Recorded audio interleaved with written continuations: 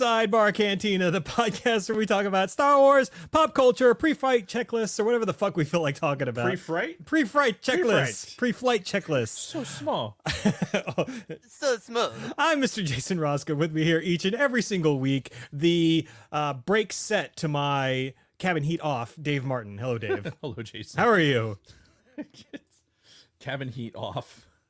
That was not the first one I would think of, but okay. Yeah, well, what can you do? Why cabin heat off? It's the penguins are almost all gone. You should feel lucky that I had anything. That's fair. Yeah. So how are you? I'm good. I'm full. Yeah. Like I was fed well before the show, so now I'm like, oh god, I got post full belly fucking. Yeah. So what are we talking about this week? Yeah. You know what? It's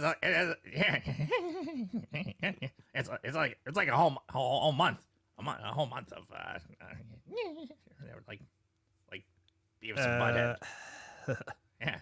Yeah, right. Mike Judge? Yeah, like that. Yes, so the month of Judge is upon us, and this is step one. We were talking about Beavis and Butthead Do America. In addition to that, we're actually going to talk a little bit about the show and kind of our history with everything, but we're going to focus primarily on the movie Beavis and Butthead Do America because over the last, week and a half, 2 weeks, they announced the sequel that's coming out on Paramount Plus and released that's right. the trailer. There's an actual reason that we're doing this, not just because. Yeah. I mean, we've been talking about doing Beavis and Butthead, doing them for a while. You're gonna do it. Yeah. Yeah. We're gonna score. Doer? No, score. We're gonna score. Yeah. Yeah. We're in Washington. We're gonna score. So yes, with all of this Beavis and Butthead goodness that's about to get dumped onto us from Paramount Plus, we're starting with Beavis and Butthead Do America. But before we do, we've got a ton of other business to get to. Do we talk about Patreon first? You talk about Patreon first. Okay. If you're enjoying the Sidebar Cantina's content, consider becoming one of our Patreon supporters for as little as $1 a month. You can support this podcast and help make it so smooth. Make it possible for us to continue bringing you quality content week after week. We'd like to give a huge shout out to our current patrons, Shotgun Mark, Frank Kalevich, Frederick Martin, Lord Helmet Fire, Scott and Kim from the Used and Abused podcast, Ivo G, Kristen Roscom, Nick from Squeed Studios, Catherine Rennick, my wonderful mother-in-law, Patricia Goodstein, Don Solsky, Nicholas Schaefer, David Schmuck, Wally Frogmore, Tony Ferrari, Brady Big Lovin, and Dragon Buddy. We appreciate each and every one of you. If you'd like to consider becoming a supporter, you can find us at patreon.com/thesidebarcantina. Thank you again to all of our listeners and supporters. You are the reason why we do this. Back to you, Dave. And in this month of Mike Judge, we're gonna hear a lot of Judge. We're gonna hear a lot of Beavis and Butthead, and I think a lot of Hank and Mr. Anderson. Oh, too. I have a feeling. Yeah. So I think Hank should read, or Mr. Anderson. I think. Well, a veteran. A veteran of 2 foreign wars. Exactly. I think he should read the top Red 5 stories. Who wants to go to Chicago? You do. We cordially invite you to join us at ScarifCon 2022 on Saturday, July 23rd at Murray's Caddy Shack. There will be a red carpet event as well as over a dozen of your favorite Red 5 podcasters. I don't know. Is that some sort of bunch of hooligans? Yeah, pretty much. They're whacking off in my tool shed? Yeah. A bunch of live streams, local artists, and Star Wars actor Dominic Pace from The Mandalorian. Excuse me. Oh my goodness. That was inappropriate. Have a chat with Luna Girl. She can help you find some lodging, and you will do it. More Red 5 Network news after the show. Alrighty. We do a segment on the show every week called This or That, where our social media director, Luna Girl, puts up a poll on her Instagram. What is her Instagram, Dave? At the Sidebar Cantina. And she gives you 2 options. You select an option, and we go over the results here on the show. Talking about Beavis and Butthead, we're doing a lot of comparisons of animated series this week. And She gets us started off with a doozy, Daria, which was the spinoff of Beavis and Butthead, versus Ren and Stimpy. Stimpy, you idiot. You fat, bloated idiot. Dude, Yeah. Ren and Stimpy. Yeah, for by sure. fucking far. I agree, but they only won 68% to 32%. So some 32%. So it's people got like to be Daria. it's got to be a bunch of broads, right? Probably. It's got to be a bunch of broads because Ren and Stimpy is all about fucking it's dude humor. Yeah. Right? The whole thing. Fucking just gross, like nose picking, just like what Rotten teeth. what's that? It's my brain. It's so big. I know. Like Ren and Stimpy it's dude humor. Yeah. It's potty humor. Oh, yeah, for sure. Whereas Daria is like this I don't even know. Whatever. It's just not Yeah, it's just the It's not- jaded teenage girl. Yeah, it's the what's that book series that girls would read? Fuck, you know what? Never mind. Twilight. But way before Twilight. I'm talking like, you know what? Never 50 mind. Shades of Grey. You had a sister. You have a sister, don't you? Oh, yeah. What fucking? Do you really think I paid attention to the books my sister read when I was a kid? Not Nancy Drew. What is the point of that? Like, what does that have to do with this I conversation? don't know, it's just like the type of book. It was like the same thing with the Daria thing. It's like it's for broads. okay. Anyway, She also did a, Babysitter's Club. That's one of them. Okay. Dragon Buddy apparently is kicking him out here for he must have had a sister. yeah, or 5. But we also have Twitter polls as well with the same questions, and Ren and Stimpy won handily on Twitter, 91% to 9%. Twitter must be male dominated. It's got to be. You idiot. So I'm curious what you went with this one. We've got Rick and Morty versus Archer. So I went with Archer. So did I, because I've seen far more episodes of Archer than the one episode of Rick and Morty I've seen. I've seen all of the episodes of both. I think I'm probably behind on some Rick and Morty, to be honest. And some of the newer Archer stuff I'm not a super fan of, but from just straight constant like quote laugh out loud ability, like there's some Archer, like there's a couple seasons of Archer that just are shit yourself funny. And while Rick and Morty is very ethereal and it is also very funny, Archer made me laugh. Archer makes me laugh in a different way. Yeah. Like just really makes me fucking laugh. Yeah. I love H. John Benjamin. I love how he portrays characters, and I just they're two excellent cartoons. I love the character portrayals in both of them. Yeah, and kudos to our good friend the John, who actually got me to watch Archer for the first time back in the day when we were all flying together. But Rick and Morty actually won this.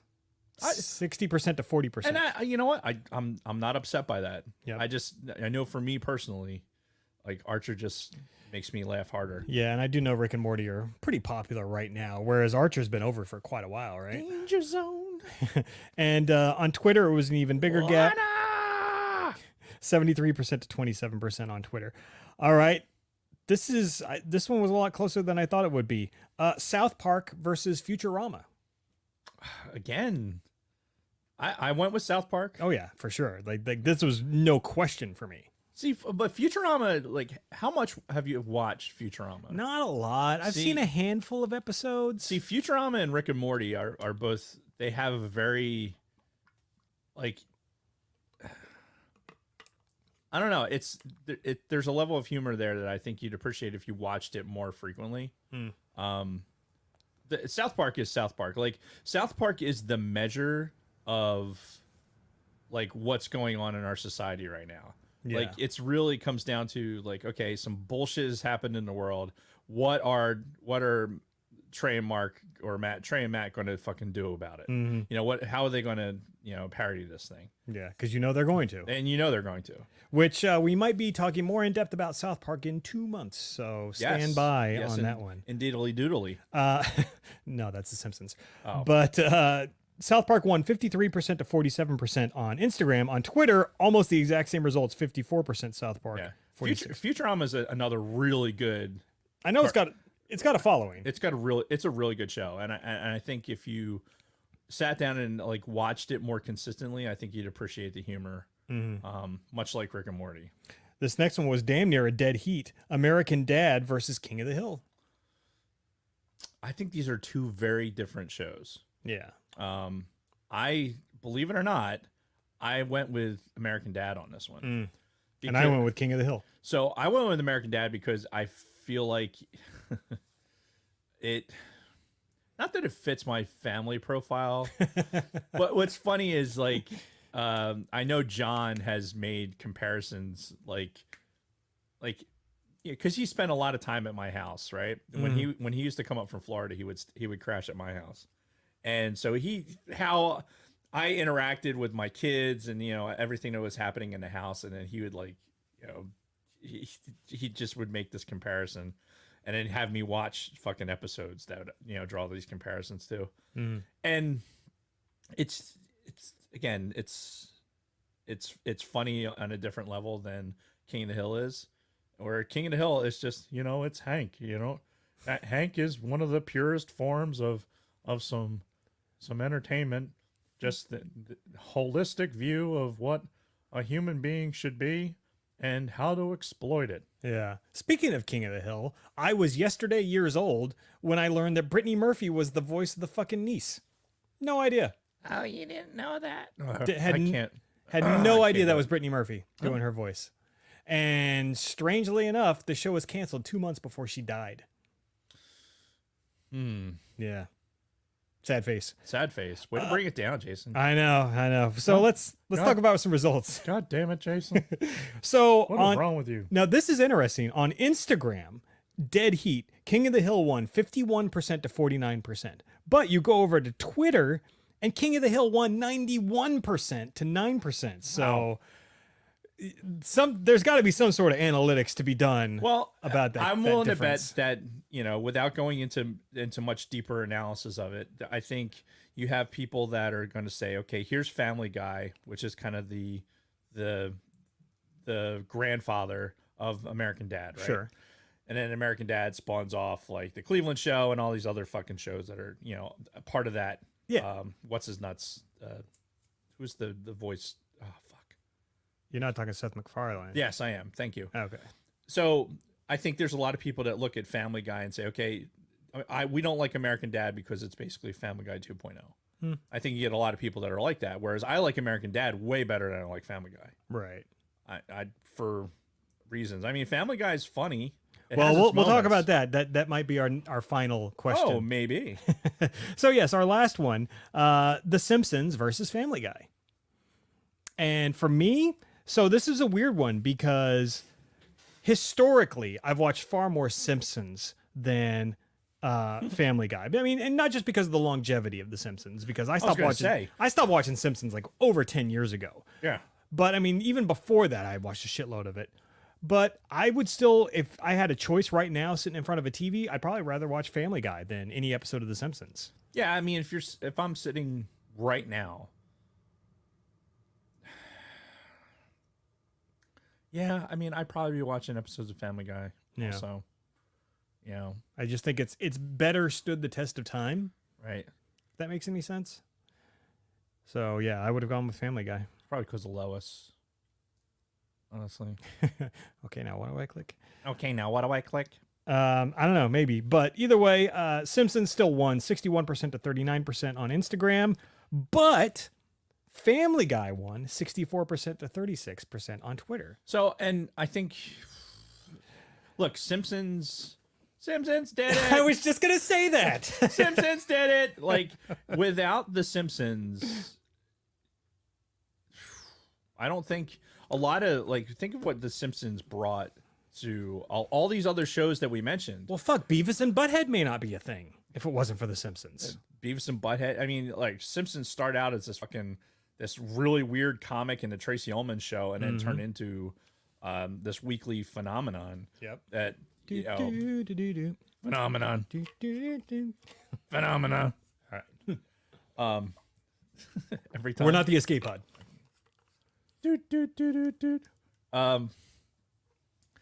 Anyway, fucking squirrel. No, I think you have to appreciate the Simpsons kind of starting a lot of this and, Oh, and 100%. making the like primetime animation a real thing, so that way all these other shows can kind of have some longevity, and things like Cartoon Network can start, because we've always been into the cartoons, right? Especially as our generation got older, and we're like, we miss our cartoons, like we miss our Saturday mornings. Hell yeah. So we can't have Saturday mornings anymore because we got to fucking be adults and mow lawns and and take kids to fucking soccer practice that we don't want to fucking be at, and neither do they. Yeah. But we can fucking watch our cartoons at that are geared to us at night. So, and watch shit like Archer and fucking Rick and Morty, and or Family Guy and Beavis Futurama, Beavis and Butthead in the late Beavis and 90s. Butthead. Yeah. So, yeah, I think we needed the Simpsons to be able to be the catalyst for a lot of that. So. Oh yeah, for sure. Yeah, no, a lot of these animated shows owe a lot to them, and a lot of them may not exist if it wasn't for the Simpsons. So, whatever. But we digress. Do we? Do we digress? I guess not. By definition, this entire show is digression. That is true. I mean, it's called the Sidebar Cantina for a reason, right? Are we sidebarring right now? Kind of. Should we? We're sidebarring about Sidebar. It was Sidebarception. It is Sidebarception right now. Like that should be extra drinking for those playing the drinking game at home. Indeed. So, do we want to get on to some more sidebars and talk about our weeks? I'm gonna kill this fucking gnat. He's got a hammer. He's ready to go ape shit on this thing. There's one little bug that's flying around harassing us. Yeah, but it's fucking driving me nuts. All right, maybe not with the hammer. So should we talk about our weeks? Yes. Okay. So if this gives you any indication about the level of fucking just yeah, Dave's been a little agitated today. But so as we know, I've been in the process of I've now fully transitioned to a new job. Right. Transitioned to a new job, new way of life, everything. Like my whole world's turned upside down. I immediately looked at Jason's chest to see if he's growing. Anyway, Boobs. part of it has been Show me your boobs, Jason. this is what I'm in for the rest of the night. Part of it has been, putting ourselves on a new budget, and I've given myself a little bit more of a gracious budget. Gracious. Well, because I'm actually making more money now than when I was before I retired. Blah, blah, I don't want to get into it. Right. But so something that I've been talking about getting back into for the longest time, getting more Black Series figures, because when we first started the podcast, I was collecting Black Series figures on a regular basis, and then it stopped because of many reasons. My money was going elsewhere and just reasons. But now I am focused, and I'm putting all of my effort back into the Black Series figures. Right. And I picked up a few this week. A few. Oh boy. Yeah. So first of all, I went onto eBay and I bought because I found this website, great website by the way, that lists every Black Series figure ever fucking made. Little pictures of each one. So it's like perfect. I can start here and start kind of like targeting specific ones. And the thing that I focused on was like one of the very first ones that was made was just a basic clone trooper, a phase 1 clone trooper. So I went onto eBay and I bought a phase 1 clone trooper, even though it was printed more recently. You'll see with the box. So I don't know how all that happened, but regardless, went onto eBay, bought a clone trooper Black Series figure. Like, yes, I'll be able to talk about this on the podcast because I bought it last Wednesday, something like that. Right. And then I get a notification from eBay. It's like, all right, thank you for your order. Your order will be there Wednesday the 15th. I'm like, oh, sad face. So this weekend I packed up and I went to Merchantville, which is an area you're very familiar with. And I went to the Play with This Toys and Collectibles store, yes, which we talked about long time ago on the show. We did, yeah. They have a ton of like vintage toys. Like I'd spend every dime I ever had in my life in that store if I could. They got that bigger than the Vader size fucking stormtrooper in there. An original stormtrooper. Oh, beautiful. Excuse me. So bought some Black Series figures there. Get those Black Series figures home, thinking, all right, now I'll still have something for the podcast this week to talk about. And then next week I'll talk about the clone trooper that I bought on eBay. When I get home, the fucking package is waiting for me on the fucking front porch, the thing that I bought on eBay. I'm like, what the fuck? This wasn't supposed to be here for 4 days. So I have a lot of Black Series figures to talk about this week. That's an abundance of riches, Jason. Yeah. Abundance of riches. So first, we've got the Phase 1 Clone Trooper, standard Clone Trooper, phase 1. Nice. But even though he's just a pretty standard guy, it's still fucking beautiful. These Black Series figures I know, they're so are good. gorgeous. Something that I want to start doing also, if my money will allow it, is in addition to getting these figures, I want to, have some loose figures as well. In a perfect world, I'd have 2 of everything. One in a box, one out of a box. Right. We'll see if I ever get to that point. But I did buy some loose figures that they had at the store because they had both loose and in-box figures that play with this. So Crinkle, crinkle, crinkle. I got a couple of loose figures. One, I got a clone Lieutenant, also phase 1, but he's got the blue stripe going down. Nice. Who's loose. And then I also got Paz Vizsla of Mandalorian fame, the beefy Mandalorian guy. Still charging $18 for that, huh? Yeah. Oh, dude, go on eBay and look at even loose Black Series figures, and they're I know. they I've ain't looked. cheap. They ain't I've cheap. looked. So Believe me, I have to make decisions about where I spend my allowance. yeah, you're dedicated to The sacred Jedi Pops, whereas I'm dedicated to the Black Series. You need a Black Series drop. Oh yeah. Oh, I do. The Sacred Jedi Black Series. I don't know. We gotta figure something The out. Sacred Jedi. Black. Blackity black. But we're not done.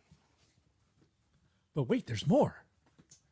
Then I got from the Bad Batch an elite squad trooper. It's basically a clone trooper in all fucking gray, awesome looking. That is cool looking. Yeah, it's that final phase clone trooper that's almost stormtrooper like, Yeah, and he's all fucking gray. I like that gray. It's pretty sweet. As soon as I saw that was the first one I That'd be saw. a good bucket. Yeah. Hey, Escape Pod. I know Don's switched entirely to collecting buckets, but that's a fucking sexy ass bucket right there. Yeah. Oh, look at it. Look at the bucket. Look at how sexy. I don't know where that voice is. I don't know. That was J-Lo is not. It's not her turn. So. No, she's in her trailer. She knows it's Beavis and Butthead. And I got one last one. Yep. It is because it was very cheap.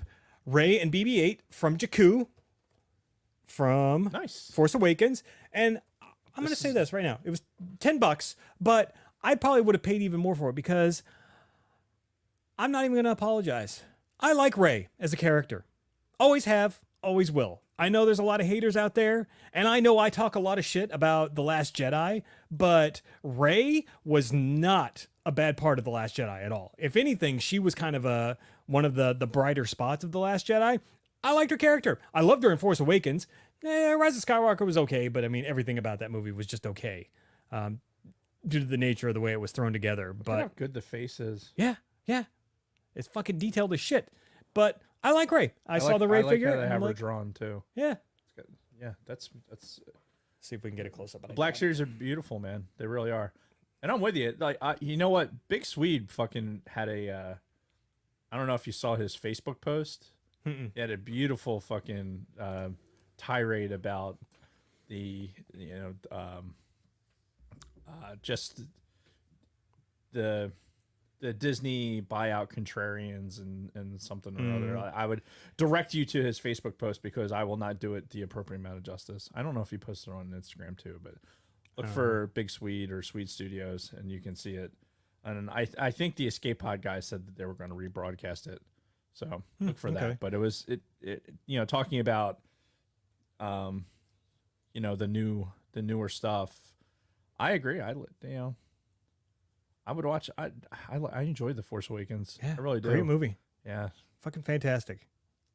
Yeah, I would. Yeah, in fact, I've watched it.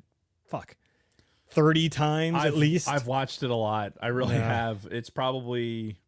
Yeah, I've watched it a lot. Wow, and we've got a couple of people in the chat saying Ray can fuck right off. So wow, the hate is strong with these ones. Yep. But you know what? Hey, we're all entitled to feel how we feel. I like Ray. Always have, always will. So I proudly own her Black Series figure, and it came with a BB-8 too, which is pretty awesome. Yeah. 2 for 1, baby. Yep. So, in addition to buying Black Series figures, something else that I'm finally starting to do with all this free time that I have now is starting to chip away at my backlog of video games. You know, when I bought this new computer back when we got our Trump money in 2020, when we were locked down for COVID, and they're just like, here, have thousands of dollars. Nothing bad could happen if we just give you all this money. So I bought that new computer that was like the fucking top of the line at the time, and I got Doom Eternal, and I played that because that was like the benchmark game at the time too, because it had just come out. And I got a decent amount into it before I realized it's actually a sequel to a Doom game that came out in 2016, just called Doom. It was a whole reboot of the series, which somehow I completely fucking missed. But I didn't miss it enough because at some point in 2017, I bought it on Steam, and it's been in my fucking Steam library. Don't remember this at all, but it was on sale for like $7, so I bought it back then, and it's been in my thing. So I'm like, all right. So instead of trying to like pick back up Doom Eternal, let me play this original Doom first, the Doom reboot game from 2016. It's fucking awesome. Fucking love this game, and I'd say I'm probably about like 70% through it at this point. And yeah, it's fucking great. And I can't wait to finish it, and I can't wait to get back into Doom Eternal, which I'll probably start over from the beginning. But I still haven't played it. Dude, these new Doom games are fucking sweet. Great games too for us ADD types who, only like play games in short bursts. Yeah. Because that's exactly the way this game is designed. It's designed to like put you into these situations where it's like fucking crazy intense for 5 to 10 minute bursts at a time, and you get checkpoints in between, and then you can just kind of come and go as you please. The story is kind of irrelevant. I mean, there's a story there, but you don't have to pay attention to it if you don't want to. Yeah, it's fucking incredible, and I'm looking forward to finishing this, starting to work on Doom Eternal. It's been good. It's been a good time. And the only other thing I had for my week is my youngest son, Ben, is teaching me all kinds of new things. So, okay. And, I'm probably like the last person, because Kristen's like, yeah, like I knew you could do that. I didn't. So he's got all these old toys, because I took him with me to play with this Toys and Collectibles, and I mentioned to him, like, yeah, they buy used toys. Mm-hmm. Obviously, it's got to be like specific stuff, Star Wars or other vintage toys. He won't just buy like any fucking random shit. Right. So Ben's like starting to go through his fucking closet and looking at all of his old toys to see if he can find something to sell. And he brings down this action figure that I do not recognize it at all. Don't know what kind of toy it is. Don't know what series it's from. He's like, Dad, do you know what this is? I'm like, yeah, I have no idea. He's like, all right, never mind. He takes a picture of it, uploads it into Google Pictures, and Google tells him what it is. It's like, yeah, you can just upload a picture of anything you want into Google, and it'll just tell you what it is and everything about it. And I'm like, ugh. Yeah. Blew my fucking mind. Had no idea you could do that. Yeah. Yeah. I've seen people do it. Yeah. Yeah. Google's pretty fucking amazing. Yeah. Oh, that's you. Oh, that's the car place in Merchantville. The car place? Yeah, I'm getting the Mazda fixed up for Rob. You should answer it. No, I'll just call them back. They'll leave a message if it's important. Where in Merchantville? It's actually not even in Merchantville, really. It's more like Pennsauken, probably. Yeah. Anyway, but we digress. So yeah, no, Ben taught me how to do that. I'm like, oh, well, that's pretty fucking cool and a little disturbing, honestly, that you can just upload a fucking picture of whatever into Google and it'll just tell you what it is. Yeah, be like, oh yeah, we've got it, we've got that. Like Google's like, yeah, we know exactly what that is. Mm-hmm. Oh fuck, okay, that's kind of weird, but all right. Well, we have an app.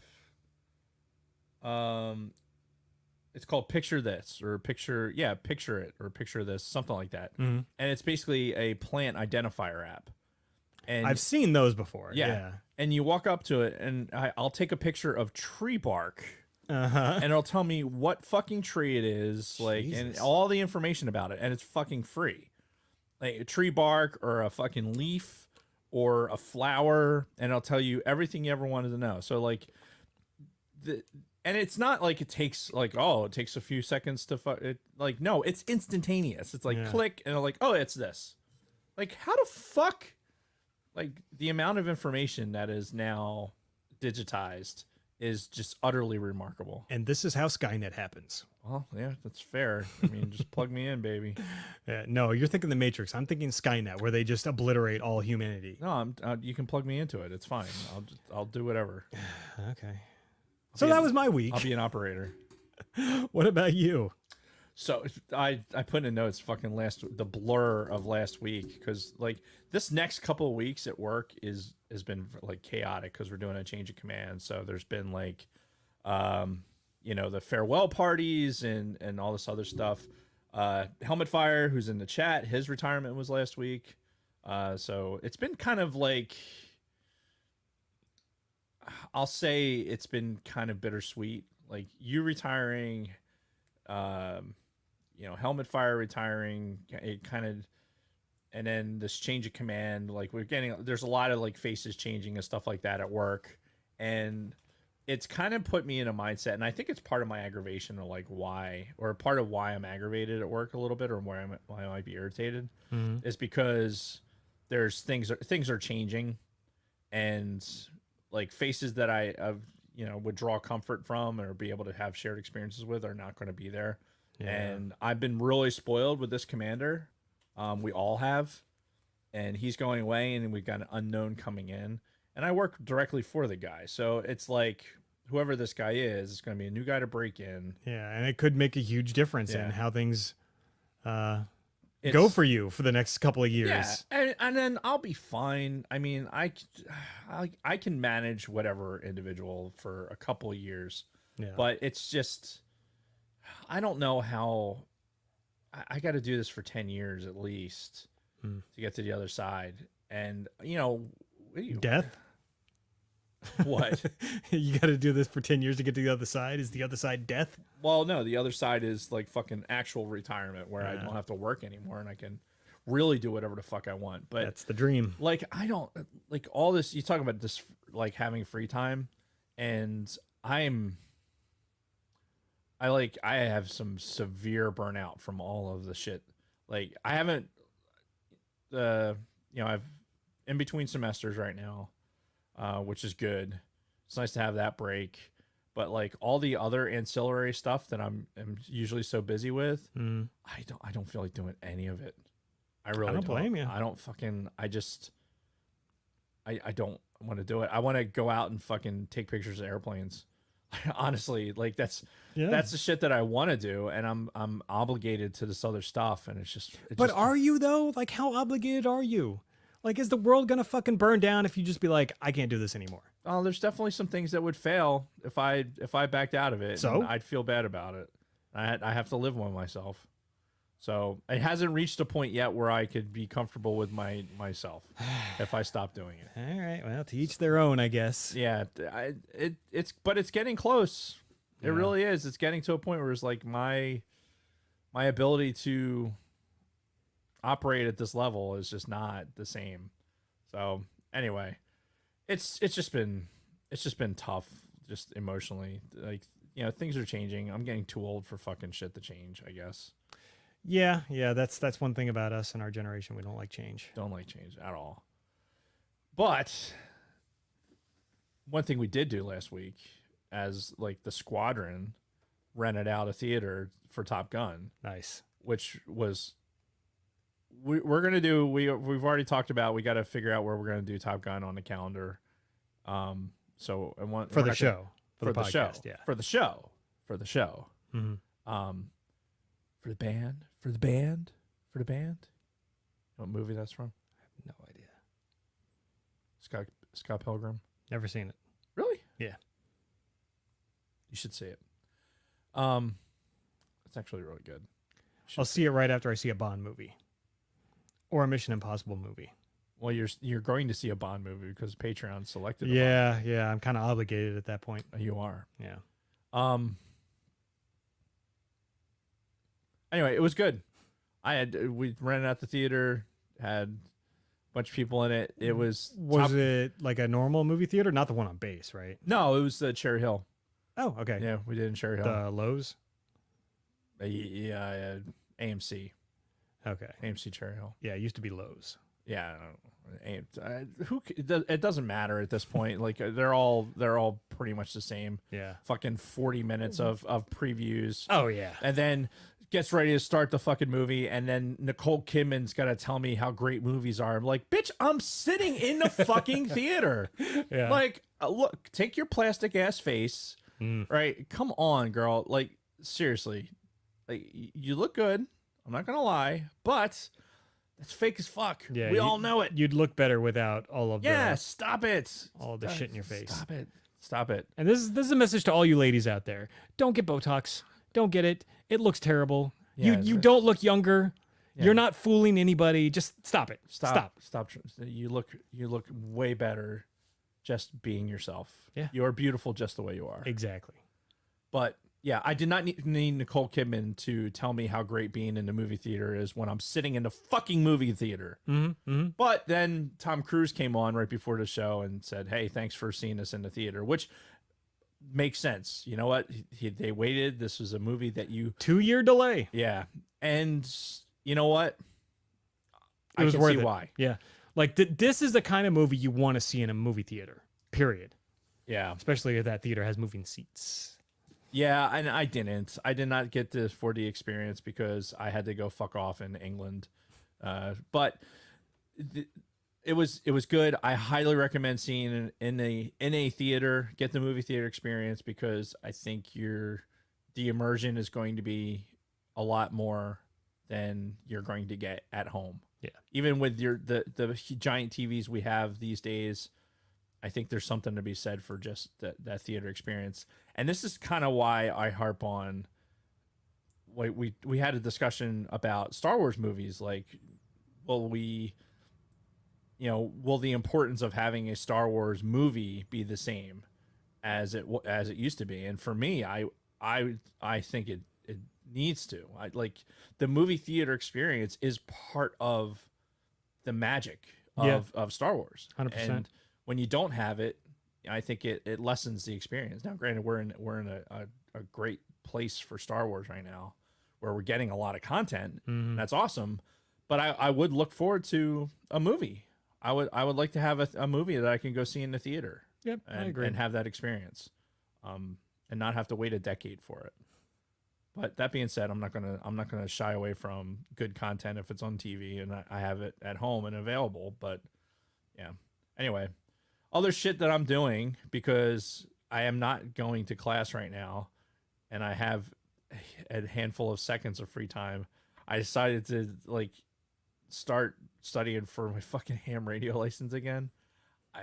Because reasons. I mean, why not? It's simple, and I mean, I guess of anything that you could be doing that is one of the lower threat type of things. I just have practice tests on my phone. I'm just taking them. Yeah. I actually have to get with Helmet Fire to see what the fucking, because he has it, and I want to see. He has a ham radio. Mm-hmm. Oh, okay. He has a license. I don't know how much he actually uses it, but yeah, why not?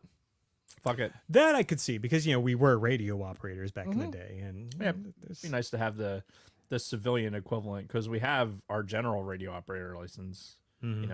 So, but are those still good? Oh, yeah. Are those lifetime? Yep. Certs? Because I still have mine somewhere in my records folder. But... Yeah, they don't expire. Okay, good. So yeah, but you can't use those as an amateur. Like they don't cover the frequency bands for the amateurs. So sure, you need to get a ham radio license for that. So I don't know, whatever. I figured I'd study for it. We'll see what happens with that. But also like this weekend, because the weather was kind of crappy, and there was only a handful of things that I really needed to be doing.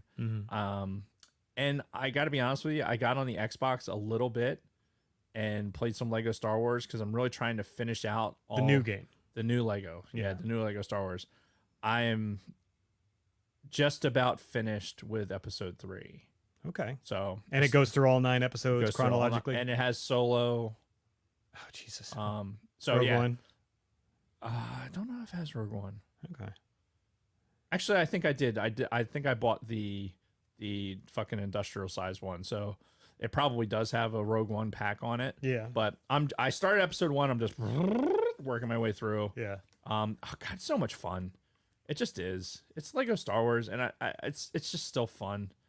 But I'm sitting there and I'm playing it. And I only really felt like playing it for so long, and then I'm like, oh, I feel like I have to be doing something else. Something productive. Yeah, and then I go back and I have this laptop here, right? I'd flight simulator on, Mm-hmm. right? Because I spec'd it out and this spent a lot of money on this laptop so that I could do that. Yep. And I had my big curved screen, and I have for Christmas I got the yoke and the rudder pedals and my like a whole separate throttle quadrant. Uh-huh. So I got basically the whole shebang bang. Yeah. But the way my desk is set up, I had to fucking clamp. It's like, all right, you're clamping the yoke to this, and then this is clamping over here, and it was like it was just clunky. So I'm like, it has screws in the bottom. So I think I'm gonna do it's just like, so I basically set it up so there's like pins in the bottom of my desk, Mm-hmm. so that all right, it has pins to put it in place, and then I put 2 screws in to hold it in. I basically have set screws and countersunk fucking holes and boop, boop, so that I could fucking basically screw the yoke and screw the thing in. So now my desk drawer, when it slides out, I have a screw that I basically screw down and it locks the desk drawer. Yeah. I attach the yoke in the throttle quadrant, boom, ready to go. It's fucking great. Nice. And so yeah, I did about probably, I don't know, about 2 hours of flying.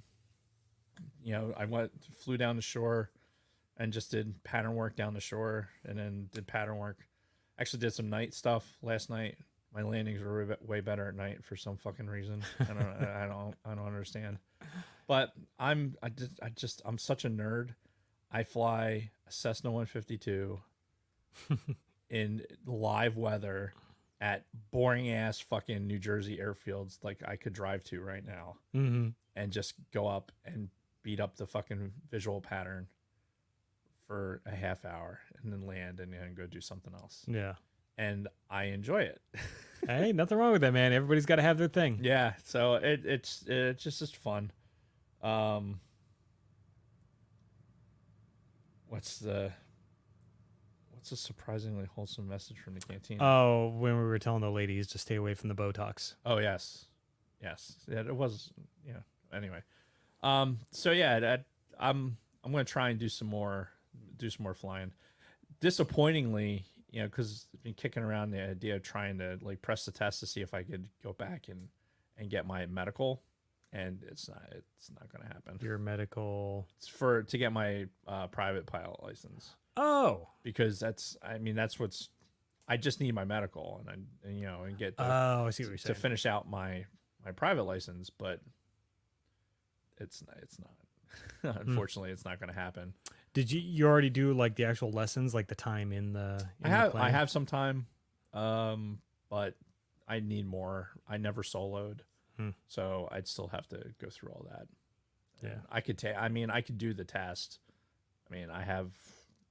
I can do all the testing and everything else. That's not the issue. It's just a matter of getting the medical that FAA is not going to give me. So regardless, that I can fucking spend a lot less money because gas is expensive, and sit there and my fucking sit there at home.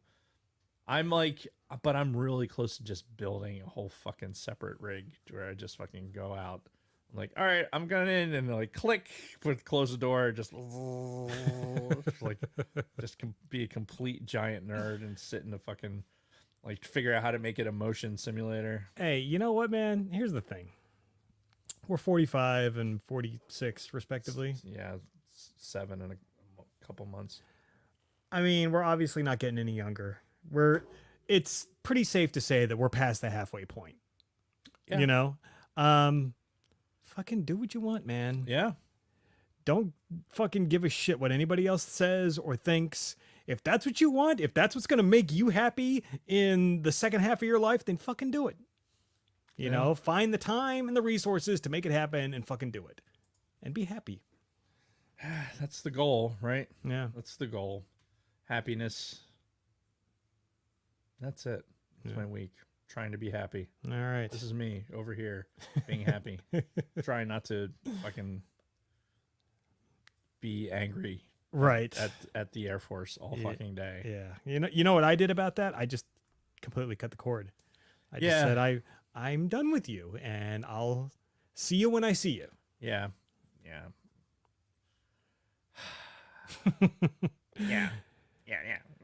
So, are we ready to get to the main topic? Yeah. Let's do it. Are we going to score? Uh, Yeah. no. No. So, Beavis and Butthead Do America came out December 20th, day before my birthday, 1996. 96. 94. My son, Makes no sense. My son was 1 month old. Oh, no shit. Yeah. Wow. I had just gotten to my first permanent duty station in the Air Force 2 months prior in October of 96. So I had been here in New Jersey for 2 months at that point. Yeah. And before we even get into the movie itself, I kind of wanted to take a bit of a sidestep and talk some about the original series, because we can't really talk about the movie without talking about kind of how we got here. With the original Beavis and Butthead that started in 93. 93. 94. Never gets old. And I mean, it immediately hit for our generation. Like, it was immediate success. And I would imagine you were kind of in the same boat, right? Yeah. Just because it's just so stupid. It is and ridiculous. Well, and it's funny because you kind of think these characters, Beavis and Butthead, is probably what our parents and grandparents thought about our generation. Oh yeah, for right? sure. Because we were pretty much that age when this came out. In 93, I'd have been 16. Yeah, I'd have been 16 in 93 when this came out. Yeah, I So was 17. yeah. Yeah. So I mean, but yeah, this was the perfect fucking time for us. We were in high school. What? No, math is hard. Yeah. Yeah, no, but I mean, we were the perfect fucking age. We were the demographic for Beavis and Butthead. We were the target audience. And it just fucking hit immediately. And I really just feel like these characters are a caricature of what the older generations thought about us. No, I agree. Like, especially Mr. Anderson. Like, this is definitely a direct reflection of what he thought that these kids were. Oh, yeah. Just a couple of retards whacking off in his tool shed.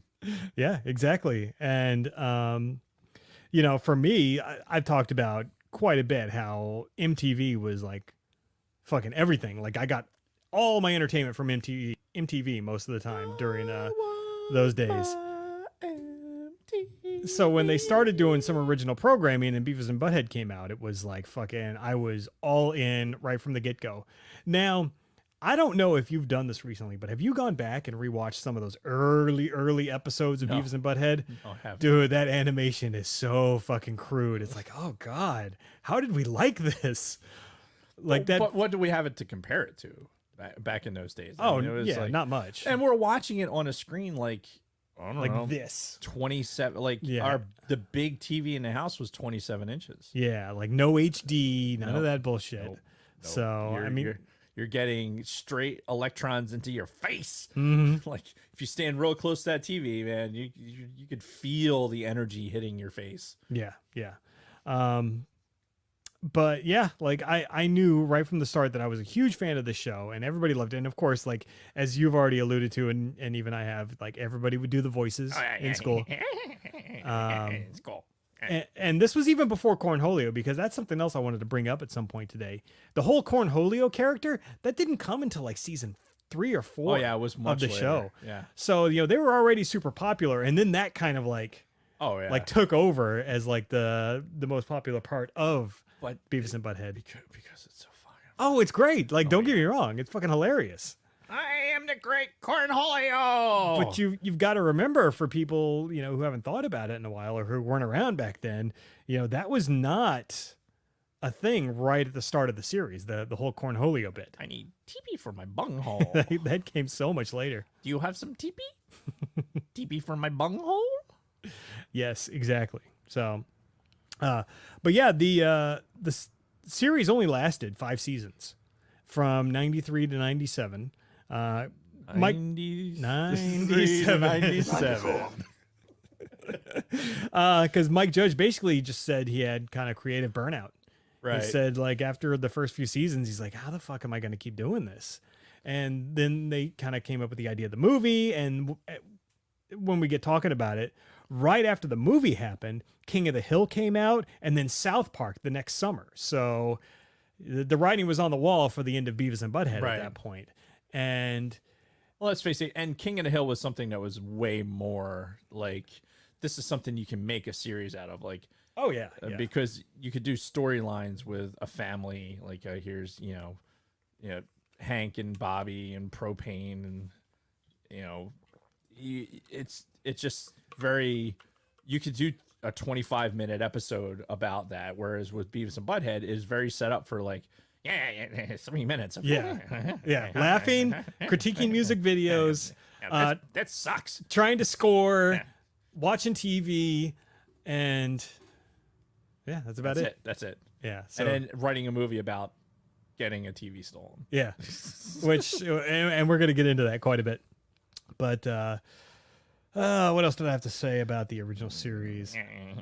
Oh, and the whole catalyst for all of this was the fact that Paramount Plus just announced that they are going to be releasing I think it's the entire original series of shows with the music videos, because that's something that's been missing from a lot of these releases, be it on DVD, VHS, Paramount Plus, is most of them don't have all of them or any music videos.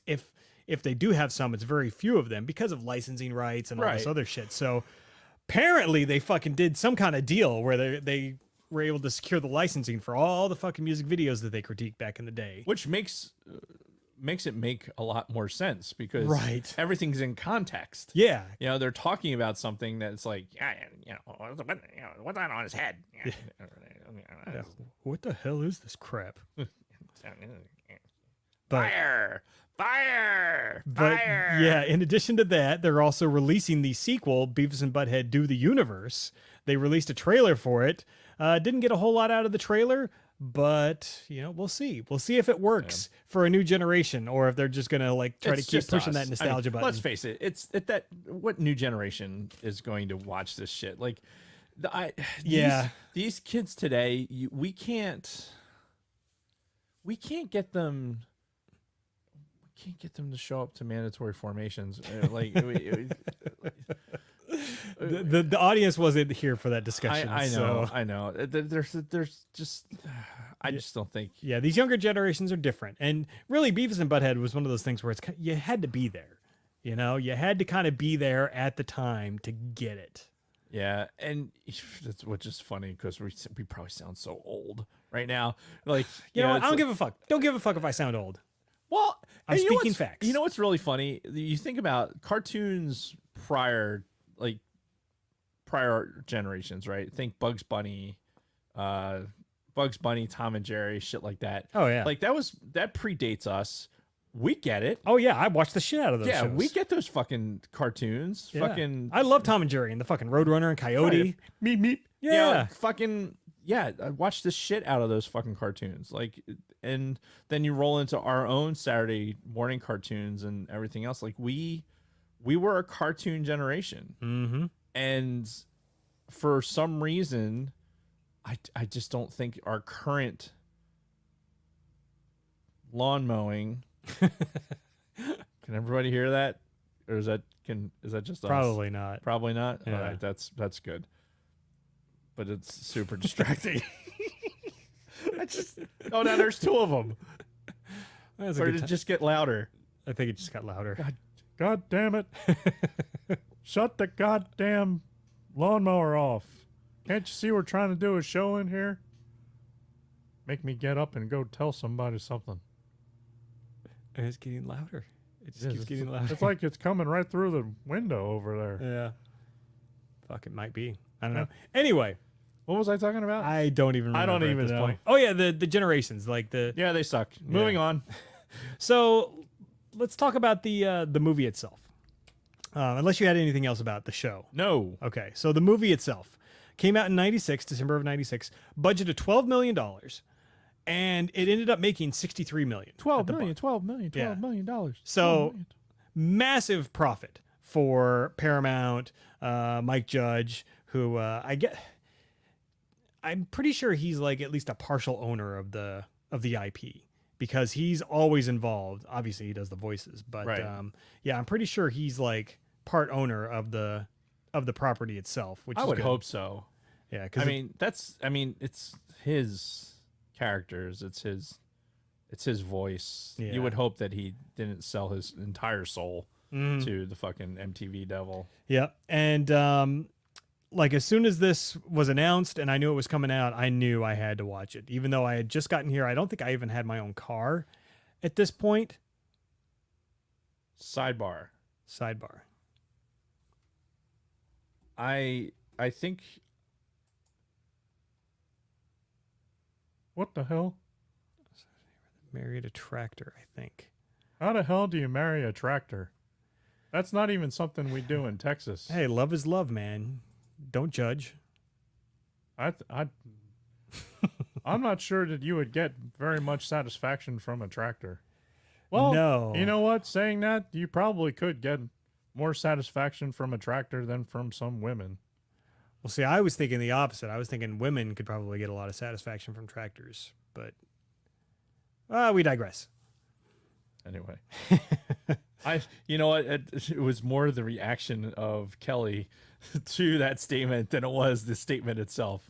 But I haven't really been paying attention, but anyway. So yeah, I knew I had to see this movie as soon as it came out in theaters, and I did. I saw it opening weekend with a couple of friends of mine that I had met when I got here to my permanent duty station, and it was awesome. Anal guy? He and I were friends, but I don't think he was a big Beavis and Butthead guy. He was a few years older than me. But it was a couple other guys. One guy who was like a huge heavy metal dude, who was a big fan of Tool, by the way. Nice. So like, yeah. And when the Rob Zombie sequence came up, he like lost his shit. So it was a good time. But yeah, no, I immediately saw this movie when it came out. I feel like I had it on VHS too when it came out on VHS. I'll bet you did. The next year. I'll bet you did, because I think when I saw it, it was while I was in Keesler. We talked about seeing the Star Wars movies when they came out for the special editions. Yep. When I was down in Keesler Air Force Base, Biloxi, Mississippi. Which, sidebar, I'm all the sidebars today. Yeah. I was given a briefing today about my trip that I was on over Memorial Day, and I had mentioned something about the Save Biloxi, Kill an Airman bumper stickers that they used to have. Remember that shit? Yeah. And I guess like nobody in the room had been stationed down there, so I guess they just didn't understand that there was that relationship. I'm like, yeah, no, that was a real fucking thing. Like, they did not like us at all. Mm-hmm. So we did not have good rapport with the fucking, the neighbors down in that base. Yeah. So much so that they would have said bumper sticker.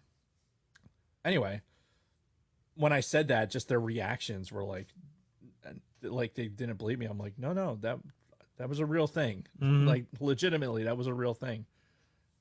Anyway. Goddamn kids. God damn it. But no, so we would go the same movie theater we saw Star Wars in, saw Beavis and Butthead the movie in. Yeah. Stopped at the same Toys R Us, but bought Star Wars toys, not Right. Beavis and Butthead toys, Right. obviously. Right. Yeah. Naturally. Siskel and Ebert gave it 2 thumbs up. It actually got pretty decent reviews across the board when it came out, which...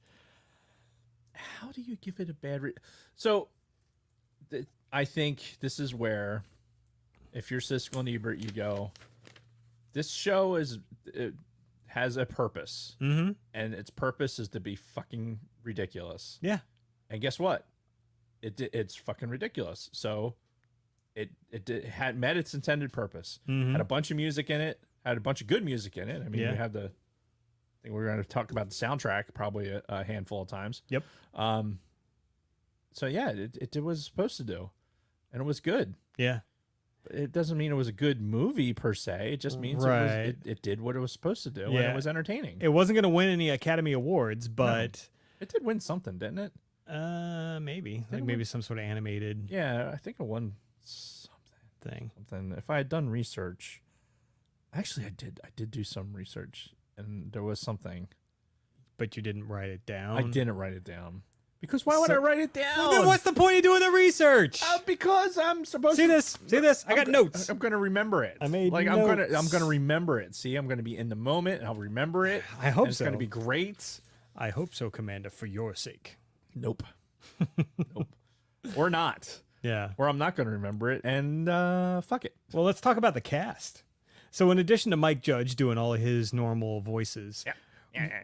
we have Bruce Willis and Demi Moore, Who were an item? Yeah, time. at the time, like for people who don't know, Yep. Bruce Willis and Demi Moore were married for years, long before Ashton Kutcher came around and all of that. They were like one of the hot Hollywood couples, especially at this point in '96 when this came out. 96. 94. They were. Yeah. They were. Although this was Demi Moore, like some of her, like. Oh yeah, the Yeah, early and mid '90s was like Demi Moore at her fucking peak with Yeah. the was it Indecent Proposal? Was that the one with Robert Redford where he paid her $1 million to bang her? I think so.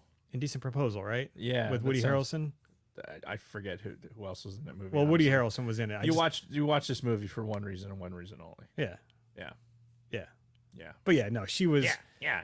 she was at her peak hotness. Yeah, he was during gonna this. score. Yeah. Yeah, exactly. He paid a lot of money so he could score. Yeah. Right. But yeah, so it had them, Robert Stack, the completely not unrecognizable, but the most recognizable voice in all of this. Robert Stack is the police chief. What was he? He was like chief of the FBI or whatever. ATF. Yeah, some police agency. Yeah, but I mean, you watch Unsolved Mysteries back in the day, Yeah. or some of the other stuff that he did. He was in Airplane. Yeah. Such a recognizable voice. Like you can't fucking miss it. What are you doing? Don't worry about it. Oh my god. Why are my pants over there? I don't understand what's going Trying on. to get the Sacred Jedi CDs. Oh, the Sacred Jedi CDs. Anyway, so yeah, Robert Stack, who he died in the early 2000s. God, what is with you? I'm just saying, like, It's not important. all right, but he is dead. Everyone dies. Didn't I tell you last week that Spoiler alert. I'm obsessed with this kind of thing? Everyone dies. So, Greg Kinnear was in an uncredited role as his assistant guy, and David Letterman was in used an alias in his role as Beavis and Butthead's dads. That was David Letterman's voice. One of you little bastards got a match? That's There right it is. Yep. Beavis and Butthead, they will blow your ass up. Beavis and Butthead. So, yeah, just wanted to talk about the cast really quick. Dave was too busy looking for CDs to... Look, you were talking about the cast. I was getting out something actually relevant to the show, as unlike usual when I'm doing something not related to the show. Oh, you know what we kind of skipped over? So this is the actual soundtrack. This is the Beavis and Butthead Do America soundtrack. They also had the Beavis and Butthead Experience album that came out a couple years before this. It's the one that had the duet with Cher, the I Got You Babe. Yeah, we talked about that the other day when we had that. Which I had... That's this one. Yeah, That's the one. we're Way still... to go, Butterfingers. We're still rocking CDs in here, but yeah, this is this is Beavis and Butthead Do America also. Oh, that one's Do America? Yeah, so, but the other one is called the Beavis and Butthead Experience, which I had that one. I thought I had that one too, but It had apparently a couple of good songs on it. There was an Aerosmith song on there I really liked. The Cher one was just kind of like, I don't know, it was more a joke than an actual like song you want to listen to. But yeah, it had some decent stuff on it. And then, of course, the Do America soundtrack, which as we kind of go through the movie, we'll talk about some of the musical bits, because to me, like, there's like 3 or 4 music segments that are sort of the highlight of the movie, or at least really enhance the movie. Because Beavis and Butthead were, at the end of the day, were always all about the music. Because what was the main crux of the original show? It was them watching fucking modern day music videos and talking shit. Yeah, so like there were metalheads. Yeah, because they have that fucking AC/DC and the Metallica shirts. Right. And whenever like a fucking cool metal song would come on, they'd be like, yeah, fuck yeah.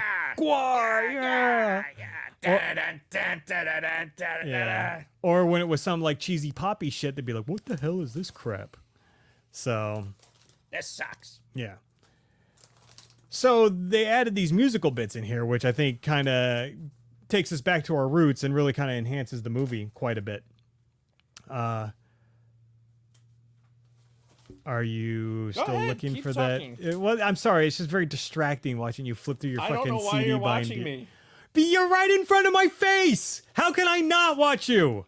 I don't know, Jason. You're so distracting, Dave. I do all kinds of shit while you're talking. Anyway, do we want to start like working our way through the movie itself? Yes. All right. Sacred Jedi CDs are heavy. Yes, they are.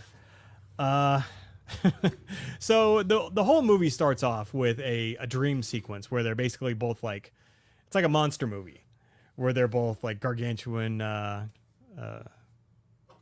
versions of themselves destroying a city. It starts off with Butthead, and like the army helicopters are coming out. Yeah, and yeah, it's like just imagine a massive Butthead doing that laugh with the echo. yeah, and then the helicopters come in and they're shooting him. He's like, "Cut it out, dumbass!" And he's like whacking the helicopters, and then it comes to he sees the woman screaming in the window, and he's like, "Hey, baby, Hey, baby. I'm kind of tall." He's holding this tiny woman, and then Beavis comes up, and they're both like trying to, hook up with the girl. Yeah, come on, there. Come on. They very quickly start fighting each other, and it flashes to actual Beavis and Butthead, where Beavis is shaking Butthead awake from a dream. Hey, my head. Hey, Yeah. Hey, wake up. In a panic because the TV is gone. The TV's gone, the window's broken, leads to a fucking great scene where Butthead's looking around like, he's looking at the window, the missing TV, the footprints going out the door. Yep. And he's looking back and forth a million times like, I think I just figured something out. This sucks. And that's kind of the start of the movie. They lose their TV and they're looking for their TV, and that's the plot of the movie. At least the beginning of the plot of the movie. Yes, this is it, folks. Yep. Here we go. The ride of your life. Yep. And of course it's great too because as it's a serious, I say in quotation, scene where they're trying to come to terms with them losing their TV, they're still laughing. That's the weird thing about their dialogue and everything is like it's no matter how serious the scene is, they're still yeah, even though the TV's gone, It sucks. Yeah, but they're still like chuckling in between every fucking word. It's all the sugar. Yeah. Right. It's all the sugar. Then we go into the first musical sequence, which this whole thing, this intro is fucking awesome. It's Isaac Hayes, who less than a year later resurges in popularity as Chef in South Park, but doing a Shaft-like song to Beavis and Butthead and it's like a 70s cop show montage. Fucking awesome. I loved it then. I loved it when I rewatched it over the weekend. Yeah, it's fucking funny. Very, very well done. If you were familiar with that genre at all. Yeah. And this is about the point when you are kind of watching the animation and you realize that the animation isn't nearly for 1996. It's actually not that bad. No, and like it went up in quality too for this movie. If you compare it to the TV show at the time, the quality is like way up. Yeah, like the TV show, you feel like it was written on a window for God's sakes. And this is you can tell the production value is there. I mean, $12 million. I mean, obviously, most of that was spent on the voice actors. Yeah, Bruce Willis and Demi Moore Yeah. probably. But yeah, no, they definitely upped the ante when it came to the animation, and that was on display. What? During this opening sequence, this whole 70s montage. I love the one scene where it's like, because Beavis and Butthead are like cops in this sequence. Yep. And you see Beavis like backhand the one guy and says boom, boom, boom. You see the thing 3 times, and then you see Butthead trying to hit on a girl and she slaps him and it's the boom, boom, boom 3 times. Fucking love that. Yeah. So great way to open this fucking movie, if you ask me. Oh, it was fun. Yeah. It was fun. Actually, it brought to mind the what I was trying to remember, the Sabotage, Beastie Boys. Oh yeah. That Very music similar. video, Yeah. I love that fucking video. That's one of my all-time favorite music videos. Oh, yeah. Them doing the 70s cop thing. Yep. It's like, I can't stand it. You like turning heads and fucking the name come across. It's that's the same type of thing. Yeah. They after the title sequence, they get to the school, and they basically decide, or Butthead has I have an idea, and they go into the school. And again, if you grew up when we grew up, you'd be familiar with the fucking TV that was on the wheelie cart. Yeah. So they're just like, yeah, we'll just wheel this back to the fucking house because they're just gonna steal the fucking school's TV. Why not? Yeah, and that went well. Yeah, and then they get stopped by Mr. Van Dressen, the hippie fucking teacher who we've known throughout the whole series. Like, I used to be able to do his voice. He's Because it was like it had that classic, come on, man. yeah, exactly. Like, come on, man. And you think of like boys, you can't take the TV. like can't the most take the TV home. stereotypical hippie fucking ultra liberal. Boys, you're not going to be able to take the TV. Then maybe this can open you up to new experiences. But yeah, he's like, that's supposed to be in the AV room. So they take it out. It fucking falls down the stairs. And then Beavis and Butthead have a great line when the principal sticks his head out. And he's like, what are you doing? And it's like, this belongs in the AV room. and that's the thing too, is, reading interviews with Mike Judge, he said he had to walk a really fine line between, Beavis and Butthead just always just being complete fucking idiots and, being secretly like hilarious. Right. Because some of the lines that they have are fucking super funny like that. Yeah, they're really good. Like, Yeah. They're not just a couple of fucking idiots. Yeah. Like, well, yeah, they are a couple of idiots, but they actually have timing. Yeah, exactly. For their stuff. So it's like, okay, yeah, this is why. Yeah, and that's on full display throughout this whole movie too. Like their timing and their interaction with everybody else, because more than anything else, they're so tunnel visioned on whatever it is that they're focused on that they're kind of oblivious to the bigger picture going on around them. Like a fucking great example is when I'm skipping ahead here for a second, but when the guy revives them in the desert, Bruce Willis, and he's like got the fucking shotgun to their heads, like they're almost dead from fucking heat exhaustion. Right. And he's got the fucking shotgun to their heads, and they're like, "Oh, can you take us to Washington? We're supposed to meet her there and score with her." Right? Again, just completely oblivious to everything going on. They had no idea. It's just, yeah. I was going to say a name, but I'm not going to, just because. Oh, who person we used to fly with. Yes, it was very that level of oblivion. Yeah, like kind of like, wow, we could very easily die right now, but I'm going to be focused on something completely different. Like, I don't know, eating. Like, when you're in a fucking lightning storm and you're getting just absolute shit beat out of you, and you're holding onto the table for dear life, and been in it for like 15 minutes, and somebody says, "Did you see lightning?" Like that's yes. In a strangely related note, Facebook has been recommending him as a friend for me lately. He's on Facebook? Apparently. Yeah, like, in the Facebook recommendations, he's been down there as like a recommended friend for me for quite a while now. That's really funny. Can't do it. Yeah. So anyway, Maybe you're lactose intolerant. No, I poop too much. Just that kind of shit, though. Them just being completely oblivious. But at the same time, having great fucking dialogue when, they break the TV and the principal comes out and they're like, this belongs to the school. Yeah, it goes in the AV room and they're just walking away. Yeah. Good stuff. And then, of course, we get our first introduction to Mr. Anderson. A veteran of 2 foreign wars. Yep, where he's got his new camper. Oh, God, the fucking camper. And my note here after we get to him is, Jesus, it's fucking Dave. As I'm listening to his voice, I'm like, God damn. Oh, my God. How close you get to that voice, it's fucking eerie sometimes. Like, if Mike Judge ever did die, they would have their Mr. Anderson. They just need to come to you and hire you for that role if they ever reboot the series. I'll do it. I don't know how hard of a voice it is. I'm sure there's other people that can do it. Yeah. But yeah, I have actually like some notes from the camper scene, like to quote. Right. So it's like, well, that ought to hold her.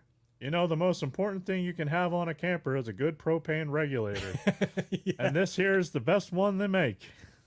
It's like shit like that. It's like, okay, here's the seed for Hank Hill. Right? Yeah, exactly, right? This propane regulator. Well, no, it was butane, right? Because he didn't say propane because I was listening for it.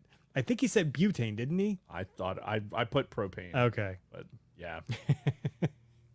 Propane is funnier. It is, only because propane and propane accessories that really channels Hank Hill. And of course, he said, like, for some reason, I always loved whenever Mr. Anderson would say the line, "What in the hell? What the hell?" Like, for some reason, like, even back in the early seasons of the show, he'd every once in a while just go, "What in the hell?" or "What the hell?" And I fucking love that every single time. And he had that line pretty much immediately in this when he heard Beavis and Butthead in the... What the hell? Yeah. Hey, but what's going on here? Yeah, and again, like, they're just like hopping from place to place looking for a place to watch TV. So TV. Yeah, they're in the fucking camper trying to watch TV. Yeah, because the wife opens the door and she's like, "Oh, are you here to fix the fridge?" And they're like, "No, we're here to watch. We're here for the TV." Yeah. And again, just like being completely unaware of what's going on. They're like, "No, we just want the TV." So hey, wait a minute, you two look kind of familiar. Ain't you them kids that have been whacking off in my tool shed? Yeah, and the face that Beavis makes during that scene after he says that too is like, yeah, because it's this subtlety, right? It's like you think about with the animation, it's the subtlety of Beavis's just, it's this and then the lip bite. That's pretty much all it is, right? Like it's him laughing and then biting his lip, and then that's about it, right? Because his face is so ridiculously shaped as it is, right? You gotta look for those little details. And then, of course, they get kicked out and they go to the hotel where fucking Bruce Willis is. And again, this just shows how fucking oblivious they are. They just walk into his room, start watching the TV, and he's thinking that they're these assassins that are going to kill his wife. And he's like, "You're late." And Butthead's like, really? Did we miss Baywatch? Again, just no fucking care about anything else that's going on. It makes total sense to just walk into a fucking room, somebody else's room, just fucking start watching their TV. Yeah. Like, did we miss Baywatch? No, we need to watch TV. Yeah. Damn it. Yeah. Go on. And then, of course, we have some trivia in the chat here. Sean Badia 195 said originally the line was propane regulator, but Mike had it changed at the last minute to butane, specifically because he was making King of the Hill at that point and didn't want Hank comparisons. Kind of hard to not make the Hank comparisons, but hey, whatever. Yeah, no shit. Like, why? Okay, whatever. It's obviously the same character. Oh, I mean, yeah. It's the same goddamn voice. Yeah. I mean, Mr. Anderson, I've said it before, Mr. Anderson talks a little bit faster because he's got more high energy. Mm-hmm. He's a veteran of 2 foreign wars. Yeah, but I think he's also supposed to be older, like a lot older than Hank Hill. Right. So, Whereas Hank is a little bit more deliberate and thinks about what he's saying. and he's Like- more Southern, more slow Southern. Damn it, Bobby. That better be a naked cheerleader underneath your bed. So obviously we get the sequence here where Bruce Willis is, telling them he wants them to do his wife, Right. and that's when you get the misunderstanding of they think he's trying to get them We're gonna to score. to bone his wife. Right. Uh, Like you do. right. Like that's how that happens. Doer. Yeah, I'm paying you 10 grand to do my wife. So obviously they're now set forth on their next mission, completely misguided. Misguided youth. I love Misguided, like latchkey kids that they are. yeah. Because that's what they were, just like us. And I fucking love this line so much when he's driving them to the airport and he's, explaining more stuff. He's like, all right, and you got any questions? And Butthead's like, does she have big hooters? I fucking love that line so much because that'd have been me. Yeah.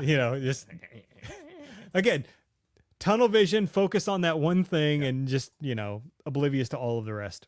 Has a job to do. Yeah. And I love the whole airport sequence and airplane sequence. When you think about that, Going into the fucking cockpit. well, remember, this is 5 years before 9/11. Yeah. So flying was a whole different fucking universe. Yeah, it was. Back then. Yeah, it was fucking crazy how different things were flying in the fucking 90s. Yeah, just fucking rolling into the cockpit. You said, get out. I am the great Cornholio. Yeah. Well, yeah, and that's when they sat by the old slut who was going to Vegas, which the line I use all the fucking time. I've used constantly since I saw this movie. There are a lot of sluts in Vegas. Oh, there's so many sluts you won't even know where to begin. You do use that line a Yeah, lot. I have. I can attest to that. Ever since that fucking and anytime I think about Vegas, it's like, are there a lot of sluts in Vegas? Yes. Good stuff. But that just shows my We're gonna get paid the score. immature potty humor. But yeah, I love the old lady too, by the way, played by Florence Leachman. Oh, that was Florence Leachman? Yeah. Oh my God. But like, I love that character in this movie. She's so funny. There was the one scene where Beavis was showing her the picture of Demi Moore, and she's like, "This is her." It's like, "Oh, she looks lovely." It's like, "Yeah, I'm probably gonna make out with her before we, get down." Oh, love this whole airplane sequence.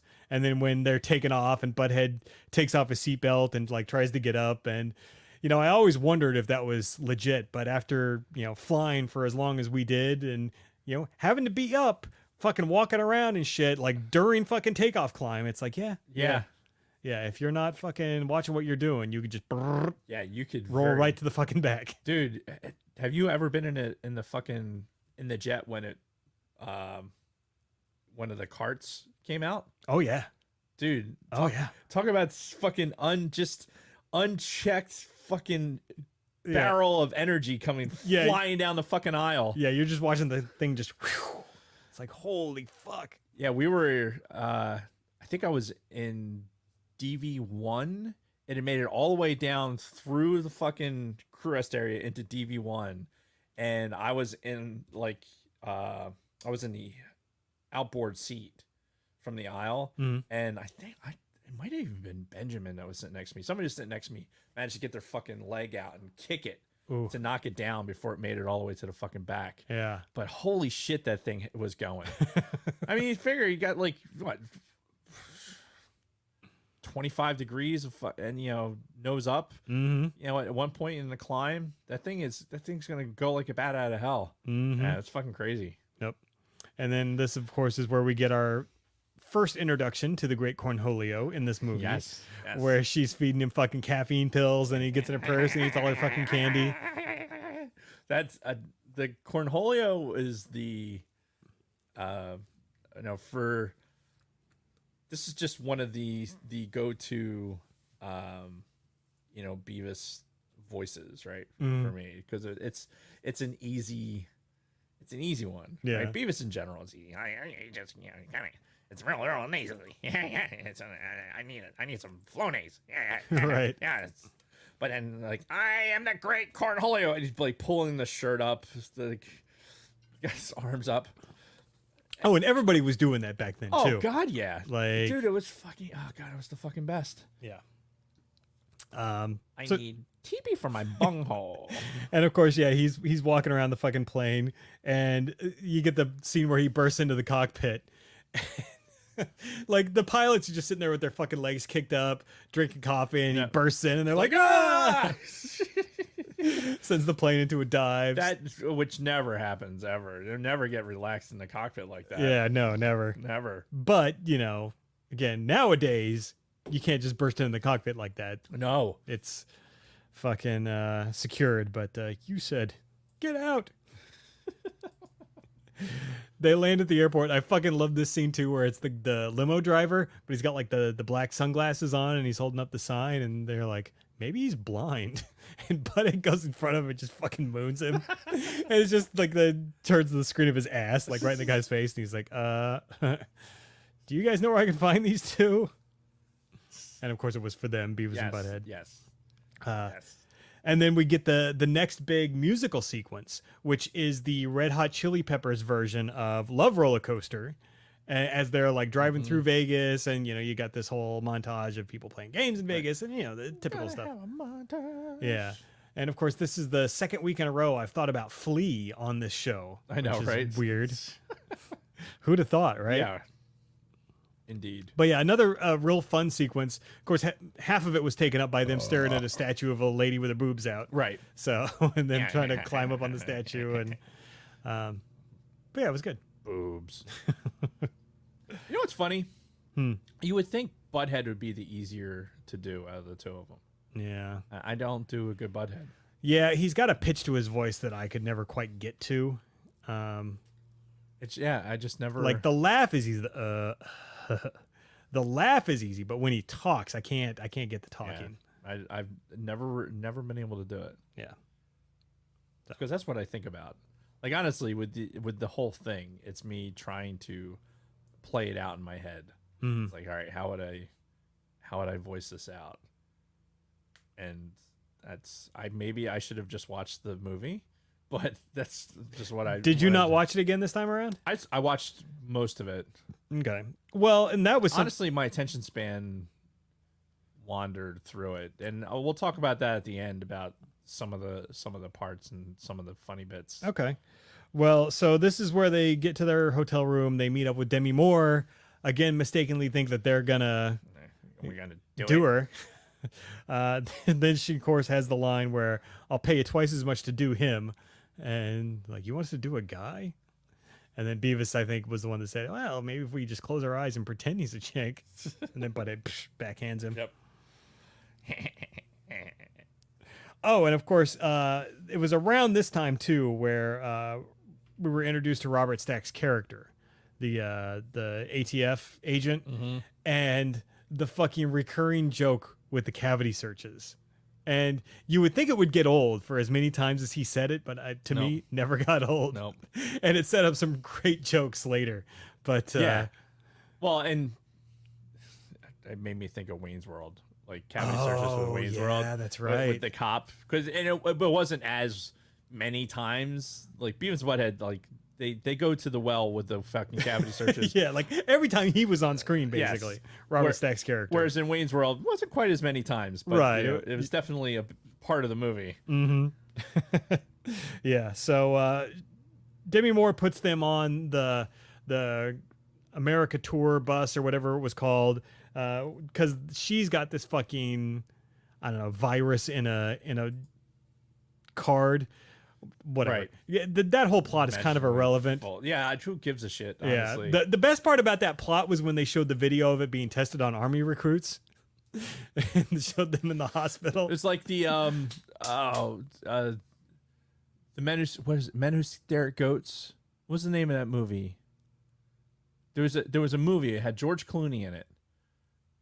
John and I saw it in the theater. Oh, fuck. Help me out, chat. Help me out. What was it about? The army, like drugs being fed to army test subjects, basically. And it was like LSD. And it was like this whole thing. Is it like based on a true story? Yeah. Oh, fuck. God damn And it. it starred George Clooney. Yeah, George Clooney, goats.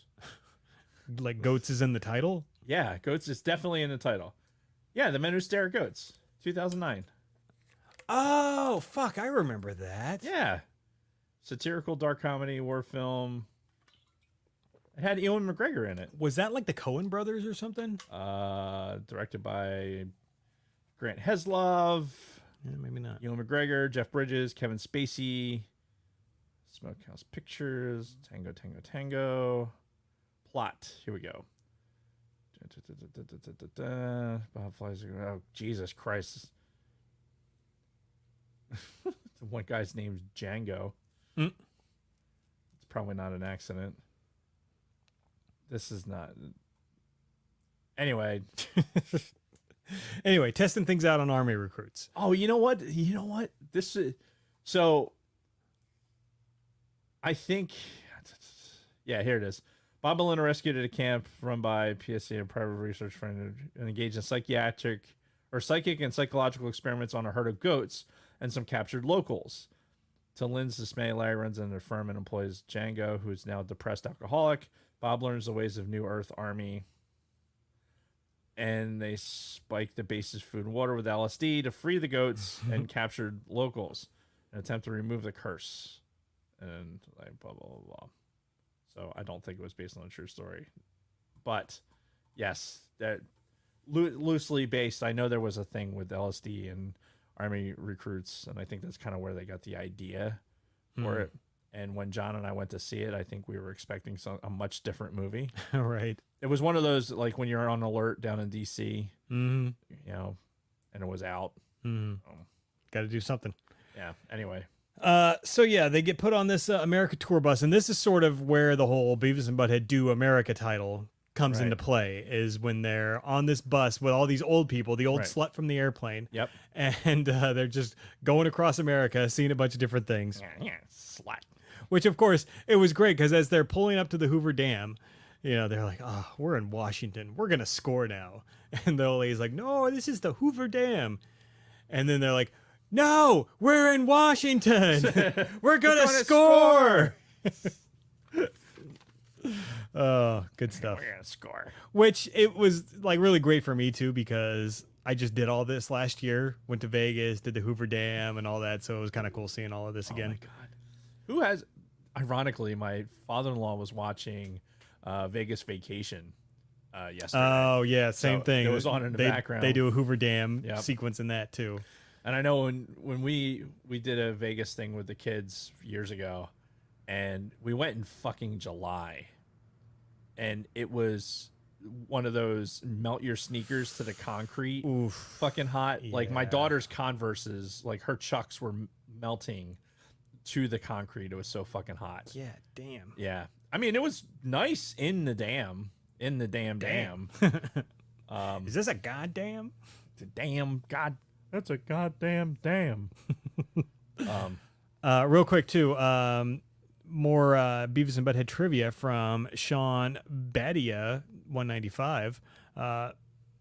Mike Judge absolutely hates doing the voice of Principal McVicker. You're expelled. Yeah. Wonder why. I don't know. You probably lose your voice doing it for very long. Beavis and Butthead, you're expelled. Yeah, I don't know. You know what? I don't think I've ever tried to do it. Yeah. Or when they go into the hotel and he's got the fucking hooker that's like spanking him. Oh yeah. Oh yeah. Oh yeah. I could see that would. That's one of those where you'd have to, if you're going to be in the booth, like and doing voices, I think you'd have to do it the last. Yeah, because I'm like, after just doing that for a few seconds, I'm like, oh god, yeah, I can feel that in my throat now. Because Hank's already Hank tightens you up down here. Yeah. So that would. This would create problems. Um, It sounds more like somebody dying of throat cancer. So after they go through the Hoover Dam, we get another musical sequence. Now it's an AC/DC song as they're going across America, and they're taking like pictures in front of like fucking towns and road signs and stuff like Butte and Bald Butts. Knob. Yeah. Just a ton of funny fucking sequences. Yep. So, It's and a montage. yeah, another montage, and then of course when they get to the fucking geyser. I thought this part was hilarious when the guys giving them the tour and they're giving them a hard time, like, this is one of the biggest geysers in the world. So it shoots off 12,000 gallons in one eruption. Beavis is like, that's not that much. And then later you see the guy, fucking kids, and get no respect. It's Chris Farley and fucking Happy Gilmore. Right. No. Chris Farley wasn't in Happy Gilmore. Not Happy Gilmore. Billy Madison. Yeah. Oh, sorry. And then, of course, when the old people are watching the geysers, Beavis and Butthead, they're like, oh, that's incredible. That's amazing. Beavis and Butthead are in the bathrooms with the fucking sensor urinals. That's incredible. That's amazing because in the mid-90s, that was still new technology. Yeah. Yes, the sensors in the fucking public restrooms. Yeah, sensor flushing toilets were like, wow. Yeah. Okay, we're in a kind of moving up in the It's world. the future. Yeah, this is the Cherry Hill Mall as opposed to the fucking Ghetto Deptford Mall. It's Right. like where you flush your own toilets. This one, it flushes it for you. Mm-hmm. But yeah, no, that was fairly new technology at the time. So That's a very localized colloquialism. Yeah, I understood it. Yeah, Cherry Hill Mall was always like one of the higher end malls as opposed to the Deptford Mall, which is not. Yep. Then they get separated because they're playing with the fucking toilets forever. Their tour bus takes off without him basically, and they end up on a bus full of nuns. We're on a bus full of chicks. We're gonna score. And then right after that, of course, the ATF guys pull over the tour bus because that's what they knew Beavis and Butthead were on. And we get a great cavity search joke. He's like, I want full cavity searches all around. Go deep on them. And it just shows them like, hands up on the bus, like all the old people, and then getting taken one by one by the lady with the glove. It's that same fucking lady, in the whole movie too. Just Same lady, same glove. Yeah. And then we get another montage of them going on the tour bus now with the nuns, and the nuns are like trying to teach them stuff. They're trying to teach them to do the Catholic thing with the hand, and they're reading the Bible, and then they go to the confessionals where they make the people do the things in the confessionals. I can't remember what Butthead said to the guy when he's like, I had sex with a woman. And he's like, really? Did she have big hooters? Or no, it was like, could you see her boobs or something like that? But after that was like one of my favorite lines of the whole movie, which another line that I've used many times when they're looking at the petrified wood. Oh. And you may be asking yourself, how can wood get so hard? And of course they're laughing. Well, the wood became hard over 2 million years ago. And they're just cracking up the whole time. I fucking love that line so much. How does wood get so hard? Again, this is why the appeal for us was even like shit. When I was 21 years old, right? I was still fucking. This is fucking hilarious. Oh yeah. This potty humor is fucking hilarious. It's great. Yeah, I fucking loved it. Still love it to this day. I laughed the other day when I watched the scene. And yeah, then finally the nuns took off without them, and they just decided to start walking to Washington because the guy that they asked for directions is like, yeah, about 2,000 miles that way. Oh, cool, thanks. Again, completely oblivious. They just start walking through the fucking desert, and they begin their desert journey, and this is where they bump into the Motley Crue roadies turned drifters, which is an obvious reveal that it's their biological fathers, Right. especially after the conversation they have overnight. When you're looking at them, Yeah. it's like Which again, voiced by David Letterman, the two dads. And you lost it. yeah, I lost what I was gonna say. Fuck, you I had something specific. Oh yeah, when they're talking about we stopped at this toilet called Highland. We're from Highland. Yeah, we found these two sluts there. I had sex with both of them, or something like that. Something like that. Yeah. So yeah, again, obvious giveaway as to who these guys are, but you would think that they'd be a major part of the story from here on out, but nope, they're gone. They disappear the next morning, never to be heard from again. Nope. There it is. Now you know who their father is. Oh, and of course, when they first saw them, they Butthead's dad said, "One of you little bastards got a match." So he called them little bastards, which was yep, absolutely. Yep. Yeah. Oh, and then we get the fucking lesbian seagull song sequence, which again, the fucking Somebody mentioned lesbian seagull earlier in the chat. yeah. Jesus Come Christ. fly with me, lesbian seagull. That's I think that's like track 13 on the fucking soundtrack. Yeah, well, because like somebody did a legit version of it too for the soundtrack. Hang like on. it's played during the end credits. Oh my god. Am I wearing my glasses? Yeah, Engelbert Humperdinck. Engelbert Humperdinck. I don't know who that is, but obviously You know it was. who Engelbert Humperdinck is? Do I? Yeah. Okay. Besides the "Come fly with me, Lesbian seagulls. Ah, yes, the dulcet tones of our voices. Oh my god, we got to sing like that whole song. We need Like, the words. we need to like sing caw caw caw. I guess it's just like flock of seagulls haircut. Yeah. Oh, good shit. Oh man. Anyway, during this, the ATF is breaking into the fucking school and they kick down the door. They beat the shit out of the fucking teacher. I'm assuming you've heard of the term due process. And they're like, "Shut up! We'll be asking the questions here." And they fucking bam, whack him in the fucking gut. And of course, We all enjoyed. Let's face it. We all enjoyed watching him get beat up. oh yeah, good shit. Then back in the desert, Beavis and Butthead are dying of heat exhaustion. Right. Beavis eats a fucking green mushroom fungusy thing. Wow, this kicks ass. And then of course we get the Rob Zombie dream sequence, which like the artwork in this is like Rob Zombie like art. Yeah.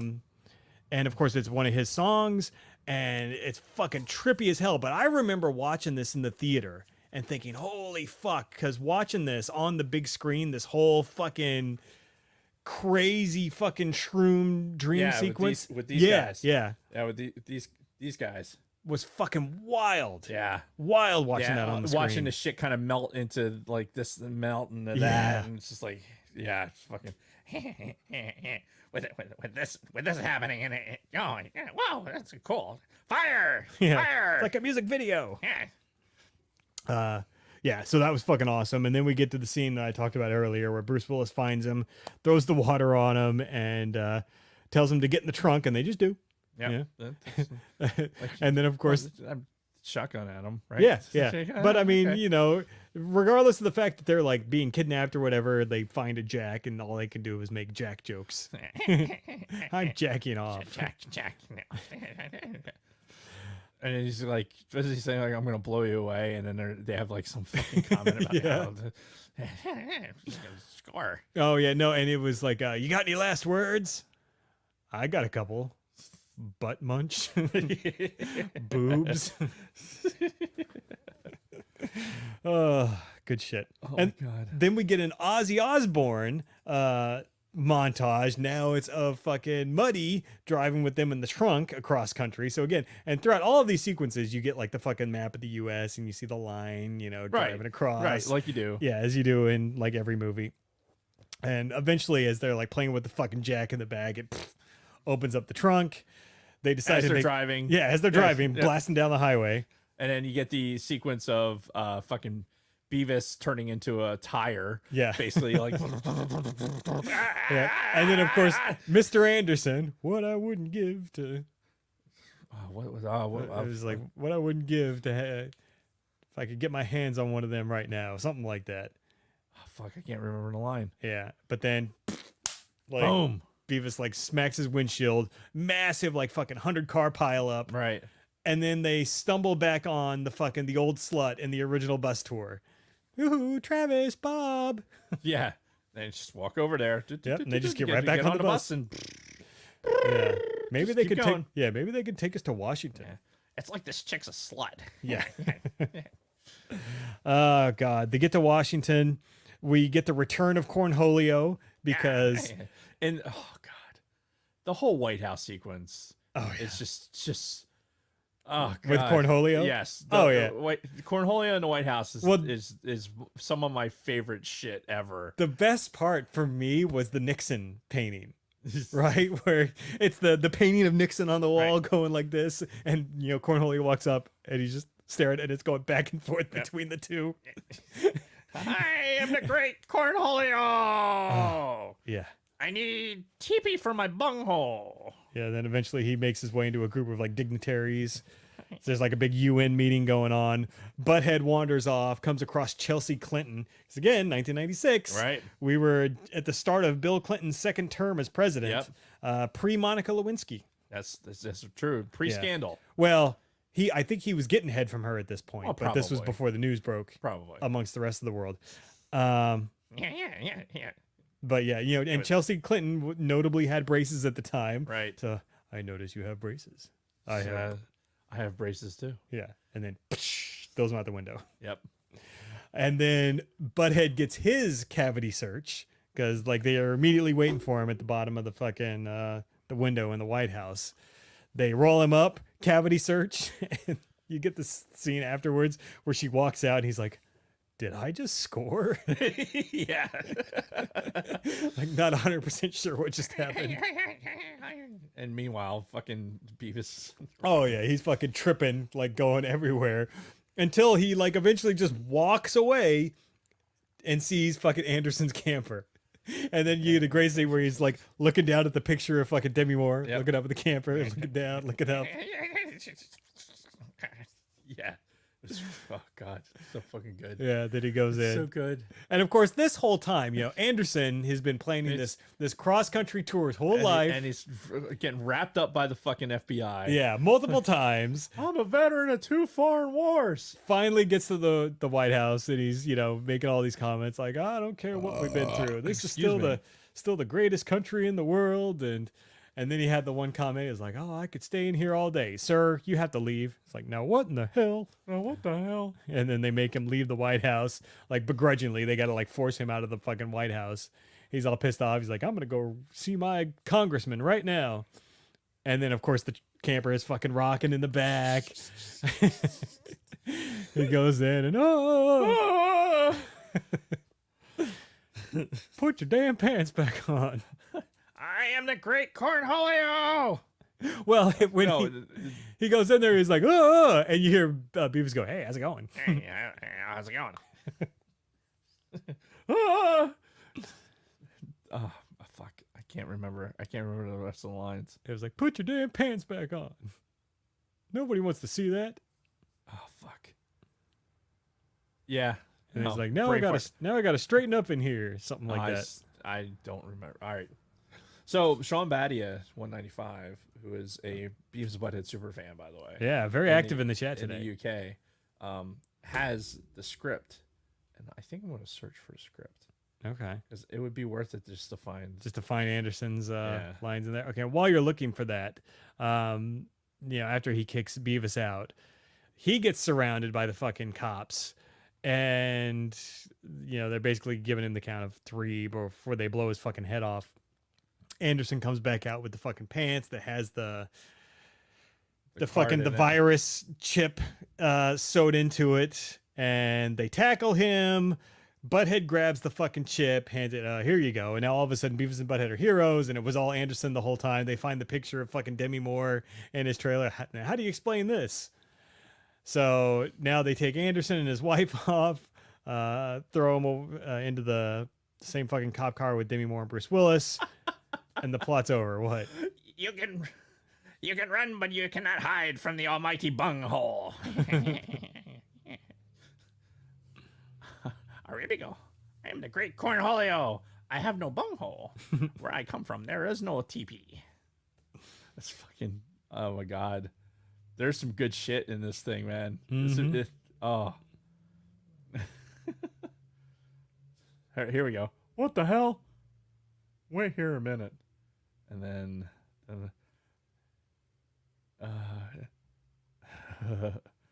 And if I ever catch you whacking in here again, I'm gonna hog tie you. Yeah. Yeah, they just said, no, I gotta straighten up in here. You've offended my bunghole. Oh my god. Oh fuck, that's fucking great. Mm-hmm. Oh, I love it. I love the script. Oh yeah, like some of the lines are so fucking good and clever, and like unless we had the fucking script in front of us, I couldn't really do it justice.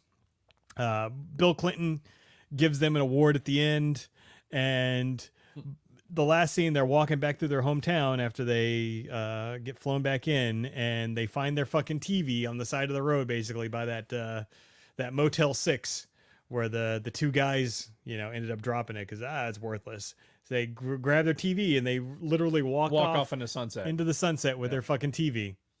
Turd burglar. And that's the end of the movie. Runtime was an hour and 20 minutes of this movie. So, and I think that's perfect. Could you imagine these days a movie that short? That's the fucking previews are 90 minutes these days. I know, right? Fuck. Craziness. But yeah, honestly, I think it works because this is almost like, do you need this one? I do. All right. Well, hold on. My other screen is frozen, so yes. Oh, whoops. It's upside down. Dave has to pee. Dave does have to pee. You got to go right now? Well, I mean, before we get into other stuff to close out. Okay, well then let's go ahead and take the break now. Yes. Before we close out. We'll finish talking about the movie. But first, we're going to take a very quick break and be right back after this word from our sponsors. Colt 45 is a dynamite taste.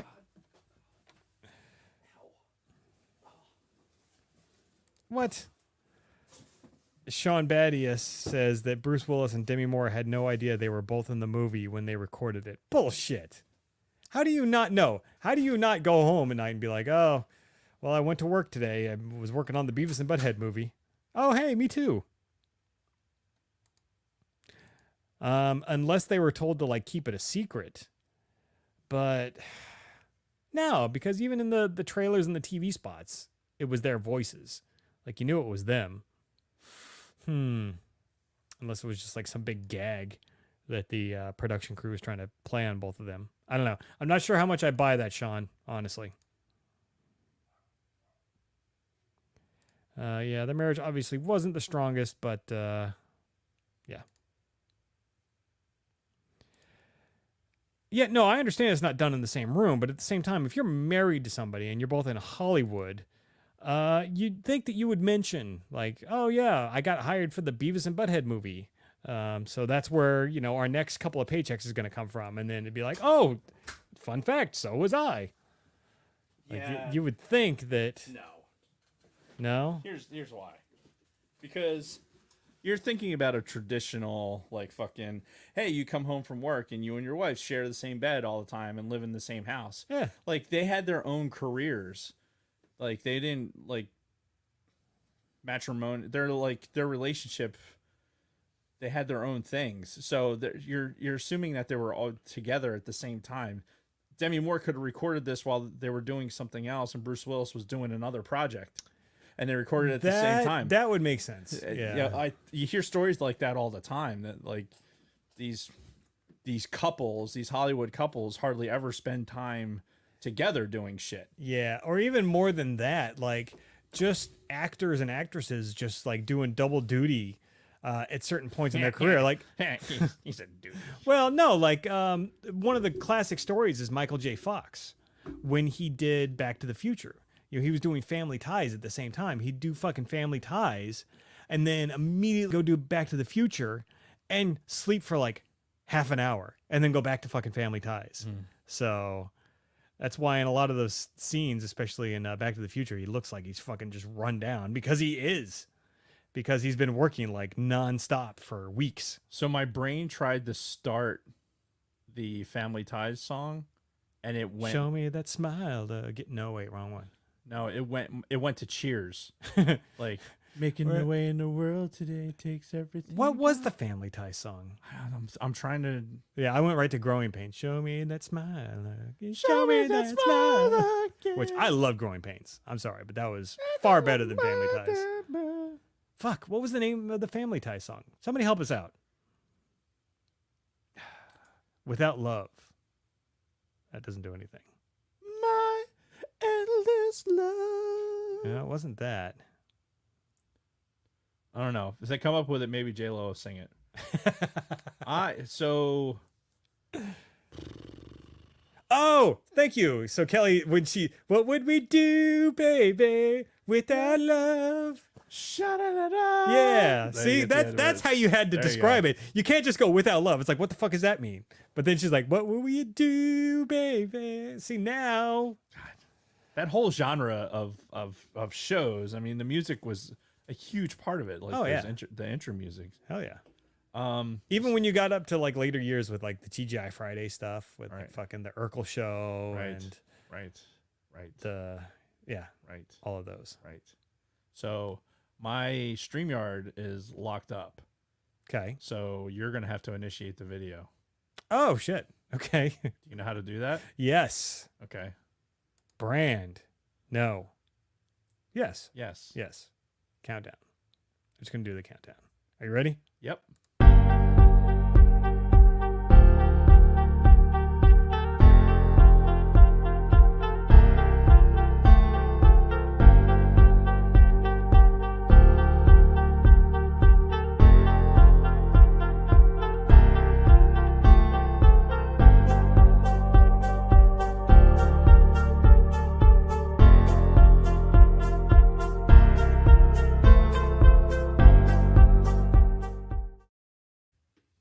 And we're back. So, Some weak ass clap. I don't see you doing any clapping. I don't know why you clap. It's just it's my thing. It's what I do. Yeah, it's fair. I have the clap, and that's just what I do. And you're in transition. Yeah. I've already transitioned. No boobs.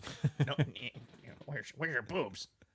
So we've finished talking about the movie. Any last thoughts on the movie in general? We talked about the runtime, 120 minutes, very short, very even short. for a movie at that time. I know, and But I think it was perfect Yeah. for this style of movie and these characters. I jumped around through it a lot. I don't know why, honestly, because I had the time to sit there and watch it, but I ended up jumping around and missing parts. Like when we were just talking about it, it's like, fuck. I remember I watched it, but because my attention span didn't let me sit there through the whole fucking thing, Mhm. I just, I missed parts of it. But the parts I remember from being funny were fucking hilarious. Like Yeah. it's still the potty humor fucking still works. And like I said, the animation's all crappy. I was just gonna say that. Yeah, animation's all crappy. God, I can't wait till we do that movie. Oh my god. Can't wait. But yeah, the cornholio and the fucking eating the sugar cubes and fucking like running around in the White House. That shit was so fucking funny. Yeah. I love that. I just loved cornholio. Like to me, that's what made the movie. Yeah, and what's so interesting, just when it comes to the whole legacy of Beavis and Butthead, this was the start of the end of the series because this came out at the end of 97. By 97. Oh, fuck. Where'd it go? I don't know. Oh, my God. What did you do, Jason? 94. God, I was on the wrong page. it doesn't work like that. You have to. It has to be immediate. If Yeah. we're gonna say 97. 97. 94. Then it goes and it works like that. Right. But yeah, so this came out at the end of 97 and Beavis and Butthead ended its MTV run. It was actually 96. 96. And it Yes. was 97 where Beavis and Butthead ended. Right. Because Do America came out and then King of the Hill debuted like the next month. And then South Park came out the next summer. And already Beavis and Butthead were kind of like yesterday's news at this point, despite having this successful movie being at kind of their peak. But at the same time, like the drop off was immediate. Mike Judge was doing other things and more relevant animation was out at the time. So, Well,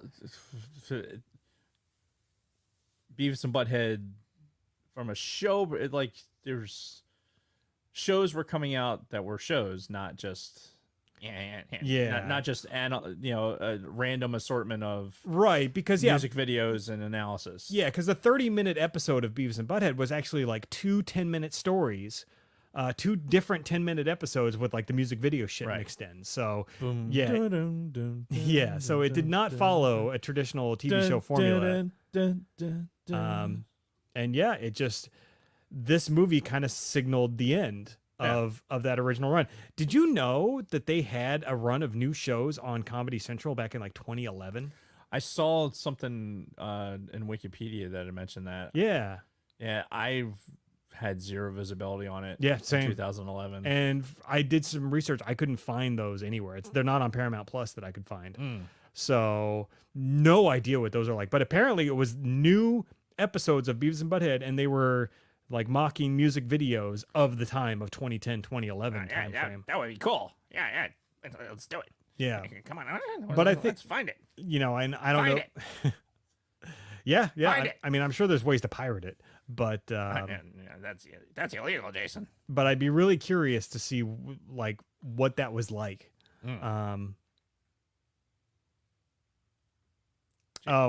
Jason's frozen. No, I'm distracted. I'm looking. I'm like, I'm distracted by the chat. Jason froze. Sean Badia 195 in the chat has been all over the place. Oh, dude, he's And he mentioned that he and or she is. he's saying that these shows, the 2010, 2011 shows, are going to be out on Paramount Plus at the same time as the new movie and everything. Because that's the thing. Damn. Like Paramount, they're dumping everything like in one day. Like all the old episodes with the music videos mixed one in. big Mr. Softy dump. Yeah. And then the new movie and all that just Nice. so Nice. You said dump. yeah. So we'll see. Take a giant. We'll see what they were like. But I mean, You TP? it'd be interesting now in the age of YouTube. In the age of YouTube and TikTok. Like a Beavis and Butthead show where they were, instead of watching TV or watching like shit on the computer and phones. Like if you talk about like doing it for a new generation, right? That would be like Beavis and Butthead TikToks would be fucking hilarious. I would love that's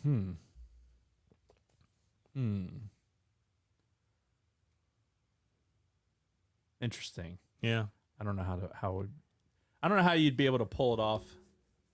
I'm trying to think of like popular TikToks and what they do. Like you're not gonna have them like dancing. No. God, you're gonna dance. Well, doing their dancing with the Dude, that's still my fucking go-to dance. Like honestly, like the slapping.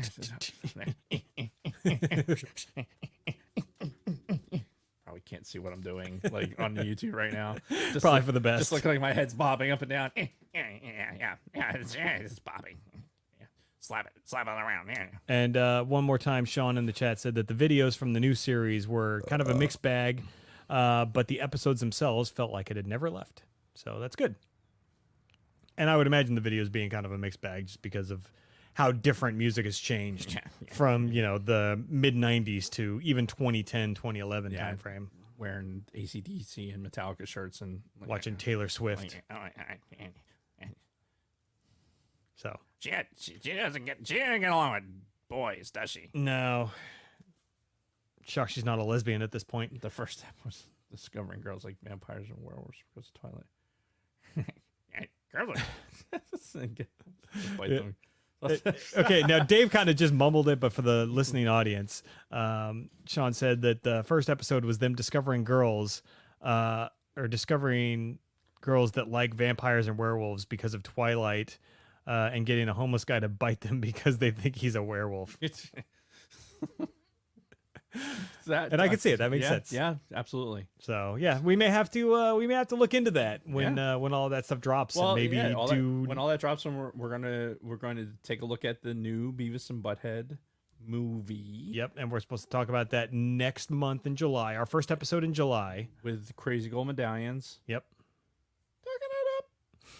But just to kind of put a bow on this, kind of like what we said at the beginning, I really feel like Beavis and Butthead are not even by choice, but are just kind of tied to specifically our generation. Yeah. And I don't think they'll ever transcend that just because of how integral they were to us and the specifics of when we grew up.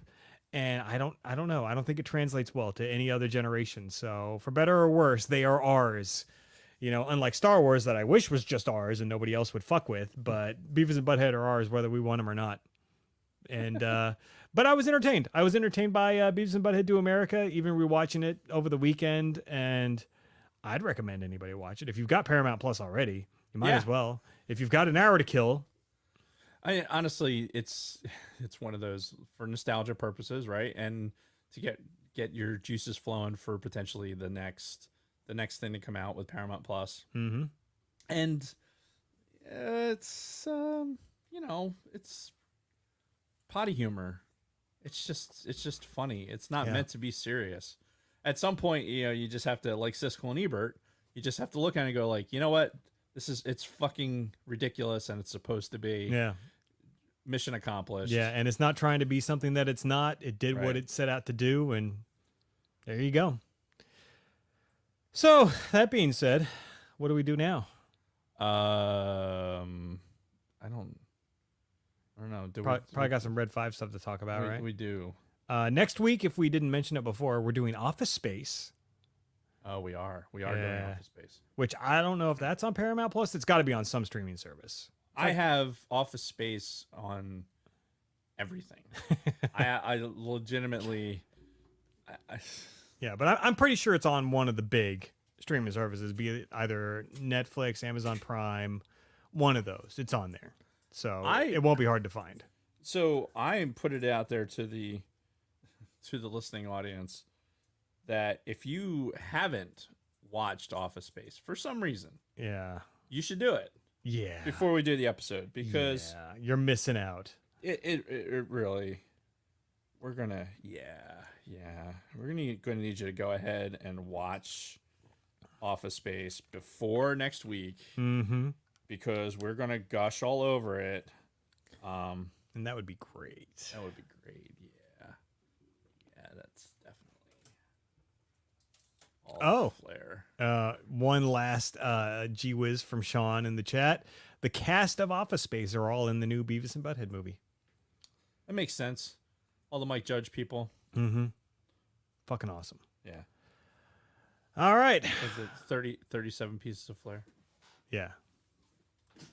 TPS reports. Oh yeah. Star Wars canon. Yes, it did. It did indeed. And we'll talk about all the TPS reports and everything else next week. Next week. So are we doing mess with the bull, you get the horns. We doing Red 5 now? Yeah, I gotta scroll. Miss Lopez? Miss Lopez, are you ready? No? Okay. Do you just need a couple more minutes or what? How much more time do you need? These two boys, they won't get out of my trailer. Are they whacking off in your trailer? Yes. Oh boy.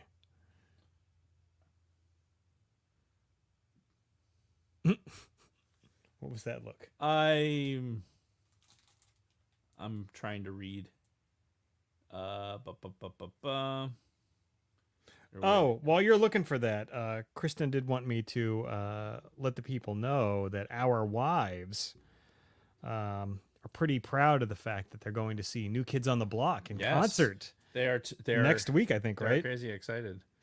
Is it next week? No, it's July's. Oh, it's in next month. Okay, next month. It's July 16th. I think. Yeah, so the Something like that. the full crew of New Kids on the Block are back together and back to touring, and they're coming to Atlantic City, right?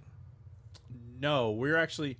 Well, yes, they are going to Atlantic yes, City. They are going to Atlantic City for July 3rd. Which we won't be in town.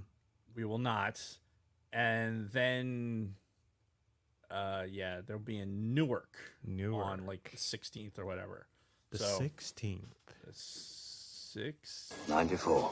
That definitely doesn't work. No. But yeah, so they're going to go up there. I'm going to be their Uber. Yeah. And take them up there, and then probably park at the end of the runway, and take pictures of airplanes, because I can very easily spend 2-3 hours doing that and be very easily entertained. Oh, and I know one of their openers is Rick Astley. I saw that, but I don't know if he's going to be the opening in Newark. Okay. I know that was for the AC show, but I'm not sure if he's going to open in Newark. So, my initial thought was when I heard that was like, yeah, like what else is he going to sing besides Never Gonna Give You Up? And then I thought, well, what a great Rickroll that would be if he played a concert and never sang that song. Never gonna give you up. Never gonna let you down. Oh, I see Miss Lopez has joined us in the studio. Never gonna run around and hurt you. Hi, Miss Lopez. Hola. Are you ready to do the Red 5 read? I'm tired. I don't know. You're tired? You just got here. Tired. The boys whacking off in the tool shed. Well, what were you doing? Nothing. I don't know what you're implying, Jason. Well, you said you're tired, but I mean, you were just in So? your trailer. It's been a long day, Jason. Okay. Well, what else did you do today? My beautiful hair. I'm gonna fire my stylist. That's what I'm going to do. You know what, Jason? Fuck you. I want to do the reads. Do the reads, Miss Lopez. Red 5 News. I gotta look at the screen so I can do the reads. See, here we go. I am a professional. See, it's all weird because I can look at the screen to see myself. Oh, look, there I am. So sexy. And googly eyes. But then I gotta, it's on a delay because I'm looking at the YouTubes. I can't see. Oh, you're not in the StreamYard. The bullshit StreamYard is locked up on the fucking screen. You kiss your mom with that mouth, Miss Lopez? Chess. Red 5 News. Red 5 Network live streams are what nerds crave. That and talking to covered geezies. At 8 p.m. Eastern, after the weekend, we'll be reviewing Jurassic Park with guest Legion Games. Games. Are you talking to the screen, Miss Lopez? Are you I'm talking reading! Jason! I'm reading the goddamn screen, Jason! I'm gonna take your Black Series figures and shove them up your ass! Please don't do that. I love Right this up your ass, Jason! Look at me. Look at me. thing. I can see you. At 9:30 Eastern, Extra Techie continues his quest on Resident Evil Village on both his Twitch and YouTube channels. He's very talented. WSDR Media goes live at 10 p.m. I'm like going back and forth like I'm a typewriter. I don't need to do that. This is my tryout for the Muppets. Shut up over there. Was it W? Oh yeah, Eastern with his guest interview of Richard Wolowski. Who's that? I have no idea. He's probably somebody cool, and it's a cool interview, and you should watch it because it's on the Red 5 network. How do you spell that last name, And Miss it's Lopez? hang on, it's W O L L? L. L? Is that one L or two L's? That's one L, Jason. Okay. You didn't seem sure when I said it. O S K I. Richard Wolowski. That's what I said. Why am I moving? Did a Star Wars short film. Ah, he's a star. He's in the Wars of Stars. What do you do? Anyway, he's gonna be cool watching WS Stern Media live at 10 p.m. Eastern. And at midnight, join the guys at Salty Nerd for some SMB late night where they're discussing Jurassic Park Dominion. I was about to say Dominatrix. Completely different movie. Hop in the live chats and you will review. You'll probably find Luna Girl in a few. Probably, because she's everywhere. The Red 5 has 37 podcasts. We'll do it live! I'm 37? Oh my god, Jason, you suck so bad! You have one goddamn job, Jason. Wait. I have way more than one job on this fucking podcast. One fucking job, Jason. Push the goddamn buttons. 94. The Nerd Fun Network has 37 podcasts and a new gaming branch in their family. From live streams to audio drops on your favorite podcasting app. But still, I'm like moving the mouth and like reading. Like, I don't even know if it's being. Can you even see it?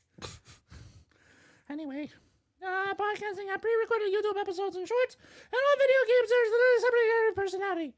Browse through bio.link/red. Wait, hang on, that's the important part.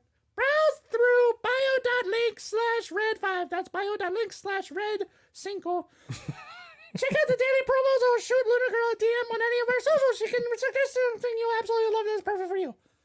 She loves talking to our followers, and thanks to everyone for DMing their coffee memes and Star Wars memes. Sidebar! See, I can do it too! See, I can do it too! Sidebar! Jesus Christ.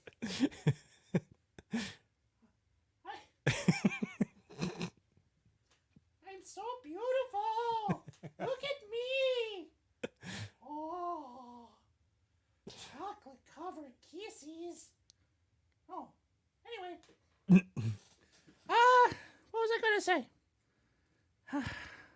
Tired. Hand jobs are so tiring. Oh, and that what? That was not what I was doing. Not with the. Shut up over there. Shoot Lunar Girl a DM on any of our socials. That was completely. That's not like Lunar Girl and DMing was not associated with any of the jokes I just made, Jason. Don't look at me like that! I wasn't making any correlation. Black Series figure! Up your ass! Sideways, Jason! Leave them out of this. Sideways! They did nothing to you. In the box! My arm's tired. She can suggest something you absolutely love that is perfect for you. She loves talking to our followers and thanks everyone for DMing and her coffee memes. I said that already! God damn it! Good coffee meme this morning too. The one that was like, this one's too dark and adds color to it. Like the one that said that everyone should die. I must have missed that And one. then, no, it was good. It was on the Instagram for at the Sidebar Cantina. You should follow it. It was a good one. I'm not a coffee drinker because if I drank coffee, my googly eyes would go all crazy. Cantina Family Happenings. The User Abuse Pod will be reviewing the movie Twister tomorrow at 5 p.m. Eastern. Oh, I love Twister. Ouch! Jesus Christ. Join Scott and Kim in a live chat on YouTube. That is a great movie. Cow. What's Spanish for cow? Leche. Oh, that's just milk. milk. Leche. Leche. We've got leche. That would be even more serious if it was raining milk. Could you imagine, Jason? That'd be disgusting, especially after a few hours. Yeah, and it's dried up. The and milk's gone bad, Jason. I know, that's what I'm saying. The milk's gone bad. On Wednesday, ATSW The Escape Pod will be discussing Jurassic Park Dominion. Wait. Didn't we already talk about this? Wait. That's SMP Late Night tonight. They're doing Jurassic Park Dominion. Wait, what? Who? S&P Late Night Oh, okay. from the Red 5. Okay, gotcha. Aren't you paying attention, Jason? You're hard to doing what understand is working. sometimes when you get talking fast. Why don't you just look at bag of dicks, Jason? Can you understand that? A giant bag of dicks. So small.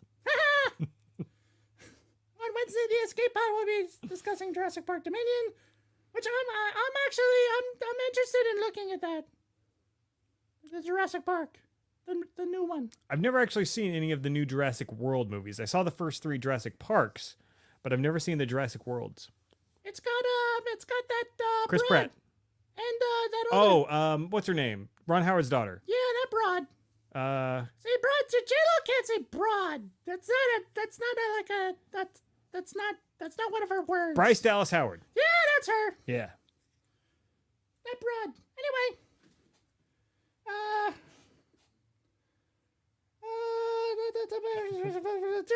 Joined Dallas Nude, Brady McLovin, Trading Buddy, and special guest Brady's sister Kelly, and the live chat at 7:05 Eastern on YouTube. On the YouTube, is that Kelly? Like, is that some sort of weird, like, this is my air quote? I can't air quote with my googly eyes, but air quote sister Kelly? Or is it like his actual sister Kelly? I don't know the answer to that. Chat? Somebody tell us. Hey guys, I'm sorry I missed the show. I wouldn't and saw that big dumb dinosaur movie and then forgot I was Monday. And I'm used to working on Mondays. That sounds like a pile of excuses, Escape Pod. Just saying. A giant steaming pile of Jason's excuses. Wait, what do I have to do with this? Right up his ass! Oh shit. Scroll. Layman's terms recently. Oh, wait, no. Stud. Wait, I scrolled too far. Did I mention they were on at 7:05? The Escape Pod? You did not. They're on at 7:05 Eastern on Wednesday. They're doing Jurassic Park, if you didn't catch all that. Or Jason, World or whatever. Because Jason sucks. Again, what do I have to do with this? Fuck you, Jason. Wow. Thursday, catch Lunar Girl the Merciless.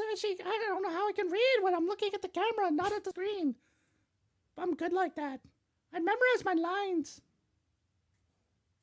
No, I didn't. Thursday, catch Lunar Girl the Merciless as she gets all Sithy on Star Wars. The Old Republic with General Shinobi and host 97 Bravo. Group sesh will be dual streamed at 8 p.m. Eastern on both YouTube and the Twitch of 97 Bravo. Layman's terms released, cleaning the Layman cave. That's not an analogy for anything. Jason. It's not like colonoscopy or a colon cleanse. No. Oh, okay. No. Not those chocolate flavored kisses. Oh. Gross. Hey, kids today like it when you go ass to mouth. Blech. That's gross, Jason. That's just gross. You should be ashamed of yourself. Anyway, Layman's Terms released a Cleaning Layman Cave tune in for some Magic the Gathering goodness and Layman's Terms on YouTube when his man cave is back to normal. The Orange and Fish Show released episode 36. Star Wars 5. The Empire Strikes Back. Subscribe to give them a listen on Spotify. Nope, sorry. Subscribe to them and give them on... Fuck. Subscribe to them on Spotify and give it a listen. God damn it, Dave. What the fuck? And give it a listen and you will be notified of upcoming releases. Is that some sort of psychosis when I'm like talking to myself like it's the puppet? Is that indicative of some sort of something wrong? It could mean you might need some help. Oh, fuck me. Big Sweet is about to release his latest someday. That's Lunar Girl dropping a hint with you there, Swede. She's like passively, aggressively saying, get some fucking music out. Do it. Give yourself those updates at Swede Studios on Discord and Instagram. All right, now for the big finale. You can find us at bio.link/the Sidebar Cantina, where you will find our links to YouTube, audio, Patreon, and Spotify music mixtape, and all the social media platforms, including Twitter, Instagram, Facebook, Twitch, and Discord and TikTok. Did you get all that? I think so. You said you couldn't understand me earlier, so I'm gonna make sure I talk real fast.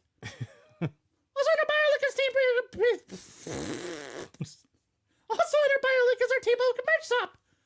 We have t-shirts, hoodies, and a wide variety of size, designs, t-shirts, and colors. What are you doing, J-Lo?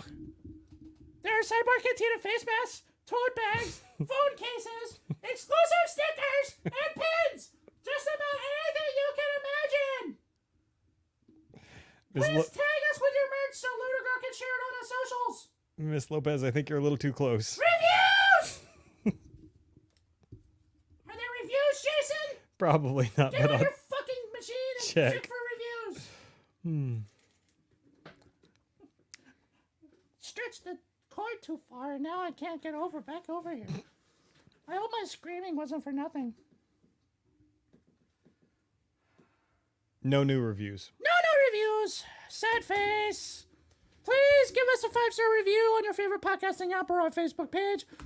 Just sidbarring, you can leave a review on Spotify. You can do that. Yep. Podcast listeners. And Facebook. And all the Facebook. Again, Dave, what the fuck?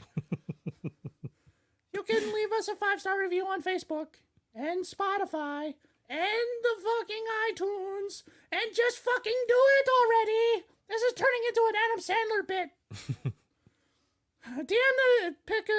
Stick a screenshot and send it to us. Send it to Lunar Girl and she'll send you shit.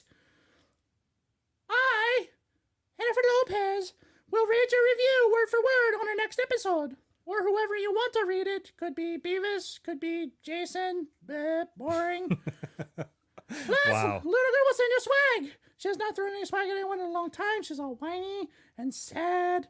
You do not a whiny, sad Lunar Girl, do you? Jason? I definitely do not. You sure? I'd like to think so. I don't believe you. Okay. Do the right thing, Jason!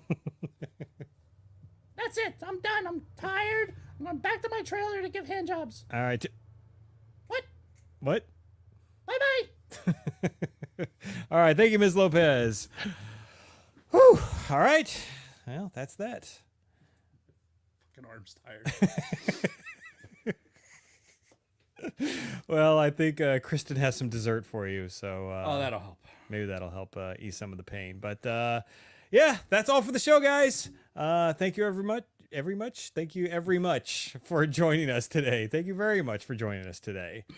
And yeah, we'll see you next week with Office Space. Anybody watching us on YouTube can stick around for the after show.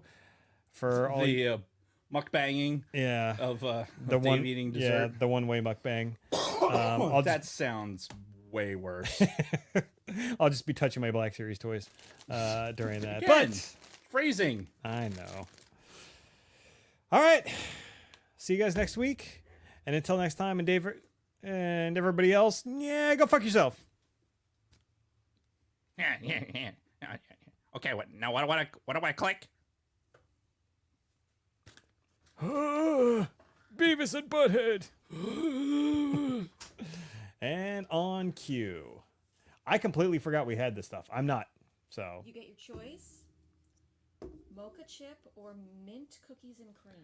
So we have this local ice cream place called Halo Pub. Well, now I guess it's like Halo Farm now. Well, it's always been Halo Farm. Oh, Halo Farm is the overall company. Halo Pub is the local ice cream shop that we would always go to when we were first dating. Yeah. Kristen was aware of this place, and she took me, and she's like, "Oh, this is the greatest ice cream in the world." I'm like, "Really? Really?"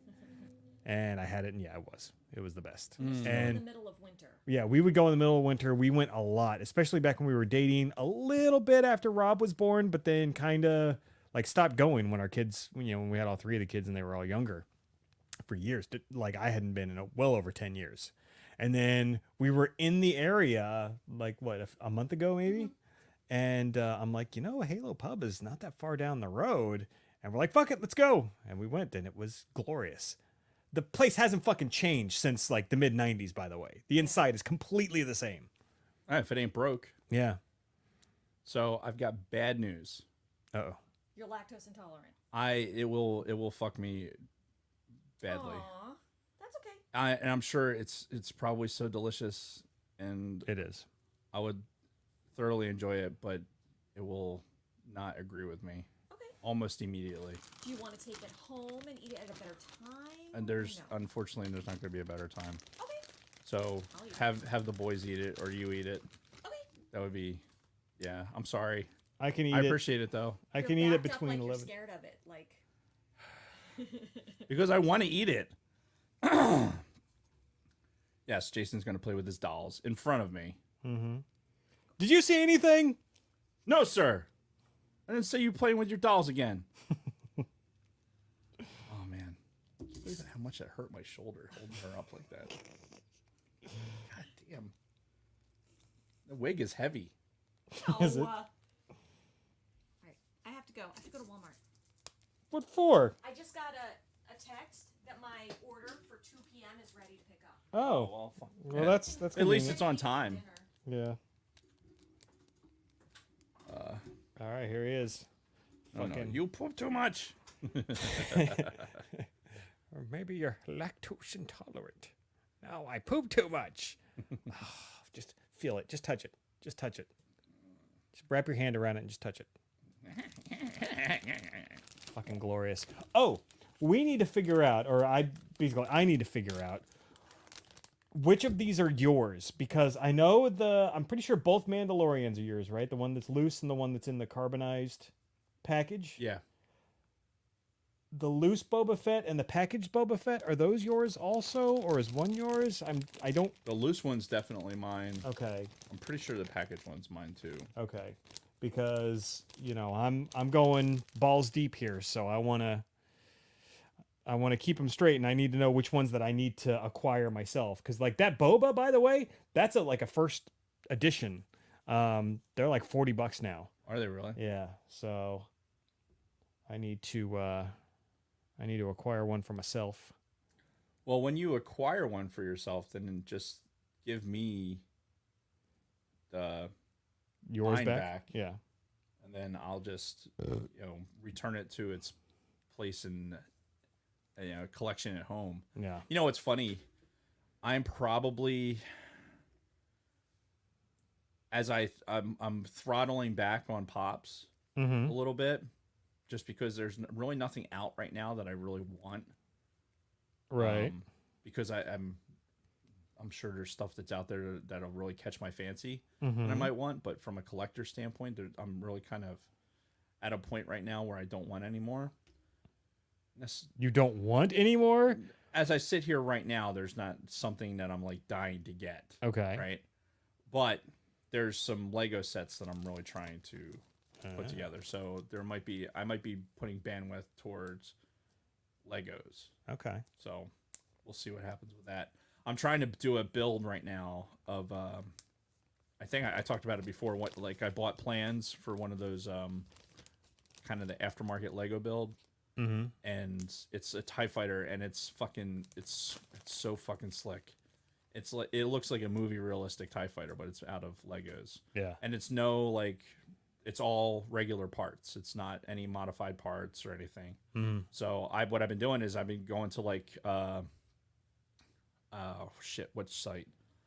There's all these different Lego sites that you can go to that sell like used Legos, and you can basically go in as a grocery cart and be like, I need 2 of these, 16 of those, whatever. Nice. And then I went to this one shop. Oh, I still got tape on my hand. I went to this one shop, and basically all the stuff that I needed for the black pieces, because it's like, however many, I bought out all the ones I could buy, and it's like, I don't know, I spent like $3 Oh, damn. and used stuff, and it was like another $8 and shit. And these are official Lego pieces. They're not like Yeah. knockoffs or Nope. Mega Blocks or any of that Nope, shit. official Lego pieces. Okay.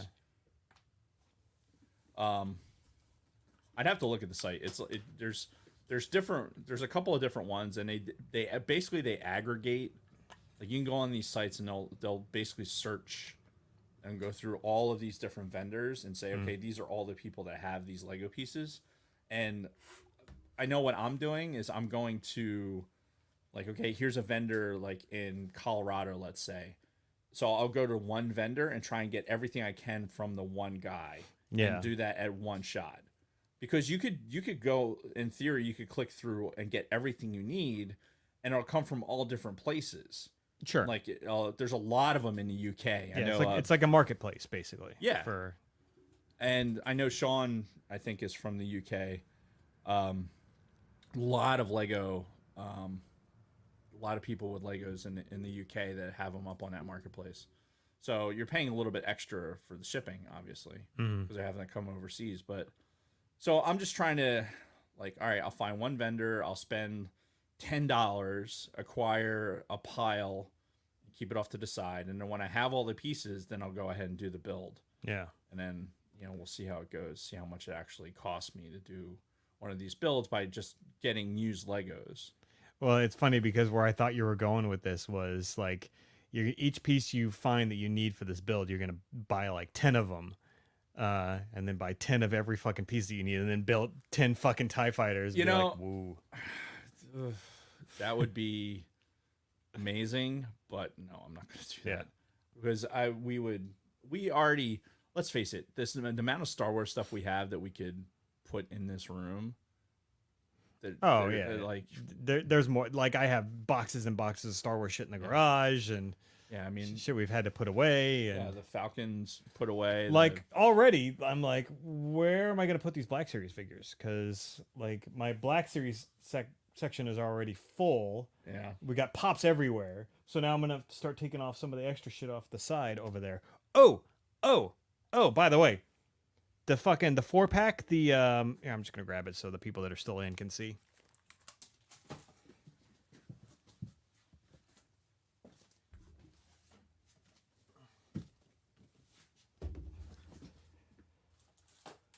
This what was it? Entertainment Earth. I talked about this when we did All Things Star Wars when I first acquired this website called Entertainment Earth. They sell like toys and shit. Had this exclusive Black Series thing, these 4 different clone troopers, and I saw it, and it was like there was like a sale on it. I think I got it for like $50, something like that. But it's pretty sweet.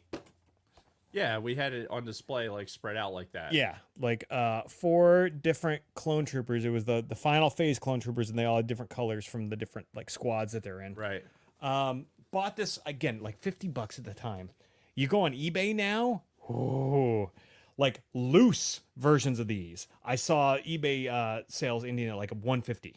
Wow. For loose ones of these fucking things. I'm like, I didn't even see like ones that are still in the box. Damn. Yeah, so I'm definitely behind on the Black Series because there's some that are really fucking expensive. Some of the older ones and some of the more exclusive-y ones. Yeah. But I'm gonna do it still. I'm gonna try to get as many as I can, mostly focusing on trooper types, but not limiting myself to trooper types. Like I want like some of the more prominent characters. Like I want a Vader, I want an Ahsoka, I want a Luke, I want an Anakin, I want an Obi-Wan. Yeah, like the Vader one that I have put away right now is it came in the cart. It's like carded, like the action figures were. Yep. Like so, because they've done a bunch of Black Series that are the 6 inches, but Right. they're in that kind of packaging. So I have my Vader at home is on the carded, and I have that put away. Yeah. But it's a great figure. It's still the Black Series figure, but it's the way it's packaged is even cooler. Mm-hmm. I have several TIE pilots. Yeah. Well, if you ever want to offload your Mandalorians and Bobas, let me know. If you're looking to downsize. Mm-hmm. But because otherwise I'm just gonna have to reacquire them myself because I want them all. Because basically, someday I'm gonna have a grandchild, and that grandchild is going to love Star Wars. Yeah. And depending on that love, I may want to have a bunch of Black Series figures outside of the packages to play with said grandchildren. Yeah. At this point, I think Ben is my only hope. Sorry, Robin Adam, but yeah. You never know. Yeah, but I'm hoping. That's my dream. Final retirement, and then playing Black Series toys with my grandkids, and that's how I'll ride off into the sunset. It's a good life. Yeah, It's a good life. but All right. Mandalorian, and then his arch nemesis Paz Vizsla. Beautiful, absolutely beautiful. Yeah, they're good looking figures, man. They really are. Can barely see him on the screen. But all right, our numbers are dwindling. It's a good time to shut it off. Yep. What time is it? It's 8 o'clock. Yep. All right. So, Good. see you guys next week. Thanks for sticking around. Yeah. Cheers, guys. Peace.